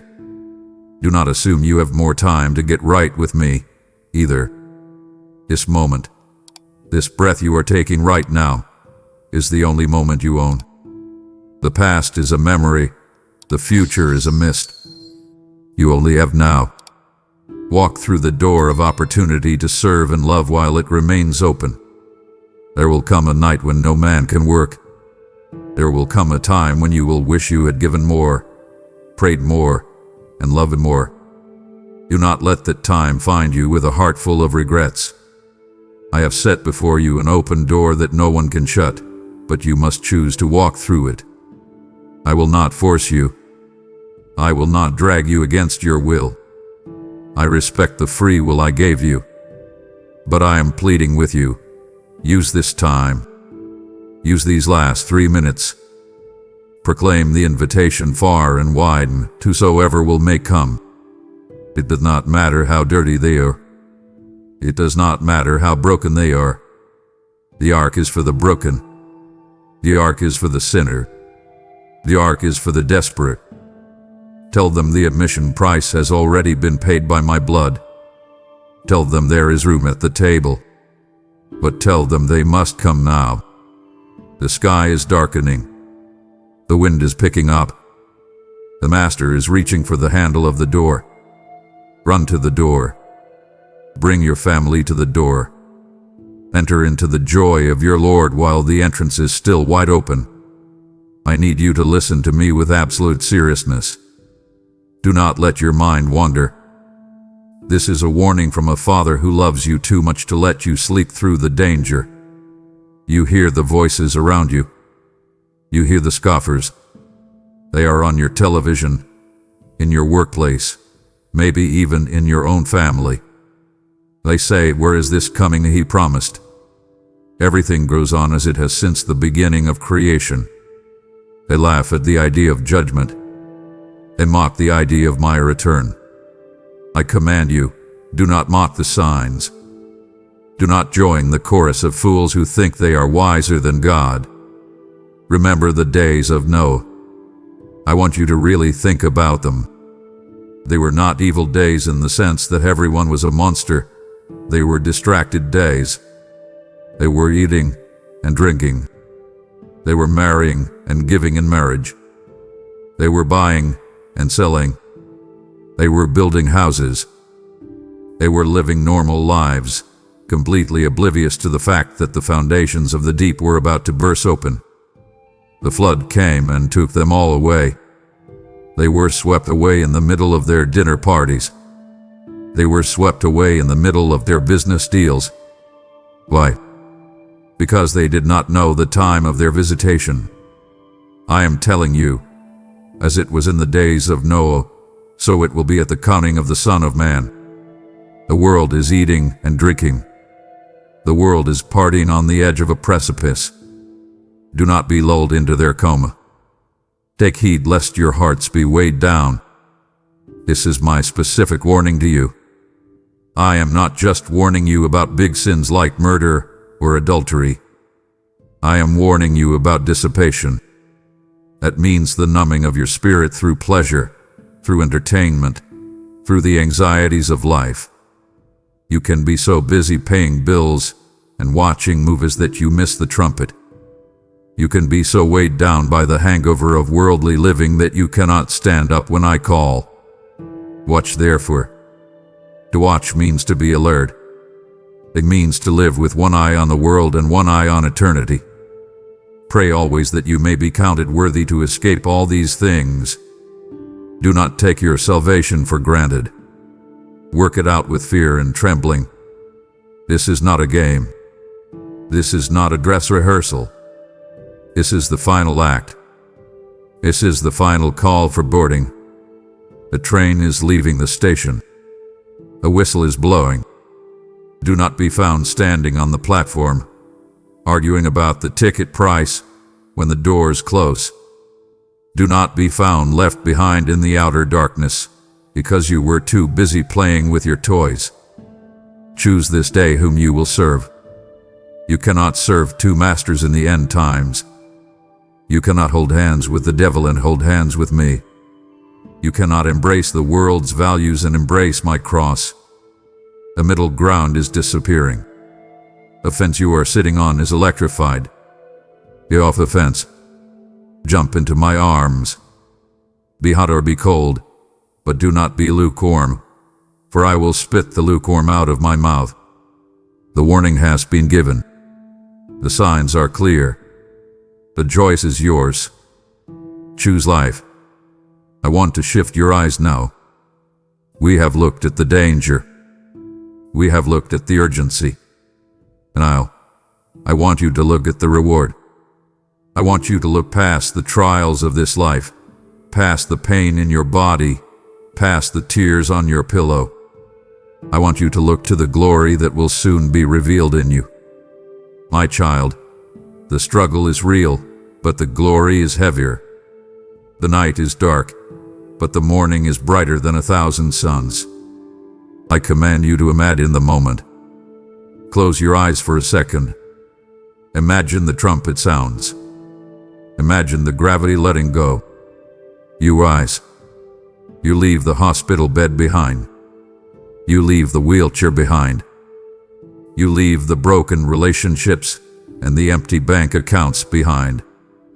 You are caught up in the clouds. And then you see him. You see me. Face to face. No more glass darkly. No more guessing. No more faith, only sight. You will look into the eyes of fire that know everything about you and love you anyway. You will see the hands that were pierced for you. And I will not push you away. I will pull you in. I will embrace you with a hug that heals every wound you have ever carried. In that one embrace, thousands of years of sorrow will evaporate. Prepare for the wedding feast of the Lamb. The table is set. The candles are lit. The guests are gathering. This is the party you were born for. You have felt lonely on earth. You have felt left out. But at this table, you have a place carved with your name written by my own hand. You belong here. You are the guest of honor. You are the bride. Think of the reunion. Who are you missing today? A mother, a father, a child who left too soon. They are waiting. They are cheering you on from the balcony of heaven. Imagine the joy of seeing them again, young, whole, and vibrant. There will be no more death. No more funeral homes.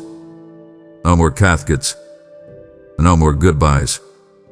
Only hello and forever. There will be no more mourning, or crying, or pain. The old order will pass away. I will wipe every tear from your eyes. I will take his thumb and gently brush away the wetness from your cheek. I will say, it is over, my child. The suffering is over. The anxiety is over. The war is over. Enter into the joy of your Lord. Hold on. I know you are tired. I know your hands are shaking. But you are almost there. You are on the final lap. You can see the finish line. Do not stop running. The reward for your endurance is not a gold medal that fades.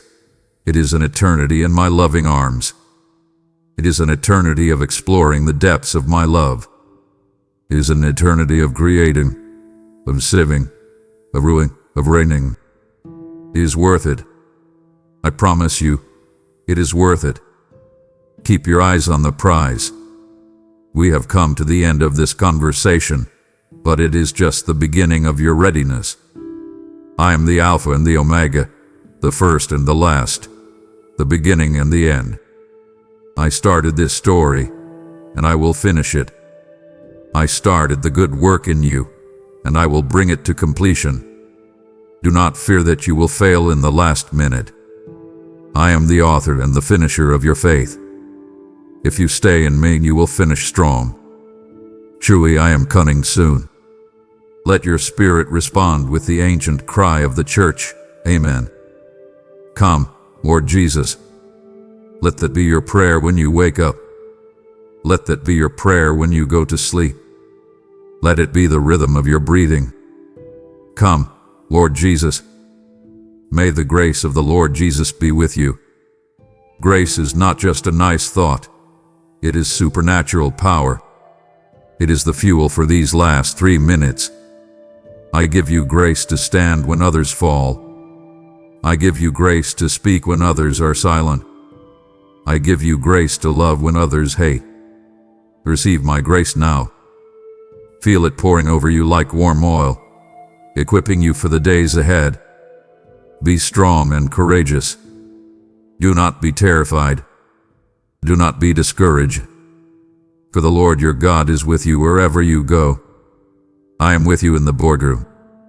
I am with you in the classroom. I am with you in the operating room. I am with you in the quiet of your empty house. You are never, ever alone. Go now, my child. Go and live these last 3 minutes with fire. Live with a faith that shakes the gates of hell. Live with a love that melts the hardest hearts. Live with no regrets. Do not leave any words unsaid. Do not leave any deeds undone. Run the race. Fight the fight. Keep the faith. I love you with an everlasting love. I have drawn you with loving kindness. My heart beats for you. My eyes are upon you. My angels surround you. My spirit fills you. See, I am standing at the door and knocking. I am ready. Are you? The clock is ticking. The moment is here. Take my hand. Let's finish this together. I love you. I am coming. Be ready. Amen. My beloved, the time is short and the harvest is white, but the laborers need your strength to finish the task before the door closes. You have heard my voice and felt my presence. Now be my hands and extend this message to the ends of the earth through your sacrificial giving. By sowing a seed today via PayPal or Super Thanks, you are propelling my word past borders and barriers, snatching souls from the fire in these final, critical moments. Do not close your hand when I have opened my heart to you. Test me in this and see if I will not open the windows of heaven and pour out a blessing you cannot contain. Your gift is not merely money. It is spiritual ammunition for the battles ahead, a fragrant offering that rises directly to my throne. I promise that he who refreshes others will himself be refreshed, and your house will stand firm under my supernatural provision. Act now in faith. Click the link, support this work, and seal your partnership in this final, glorious harvest. Do not let this message fade like a whisper in the wind. Seal your commitment with a bold, prophetic act today. I call upon you to break the silence and declare your stance before heaven and earth. Go now and write, I am ready, Lord, as a permanent sign that you are awake, alert, and awaiting my return. This is not just a comment, it is your covenant, a line in the sand that separates the sleeping from the saved. The clock is ticking, my child. Make your declaration count before the final moment arrives. Amen.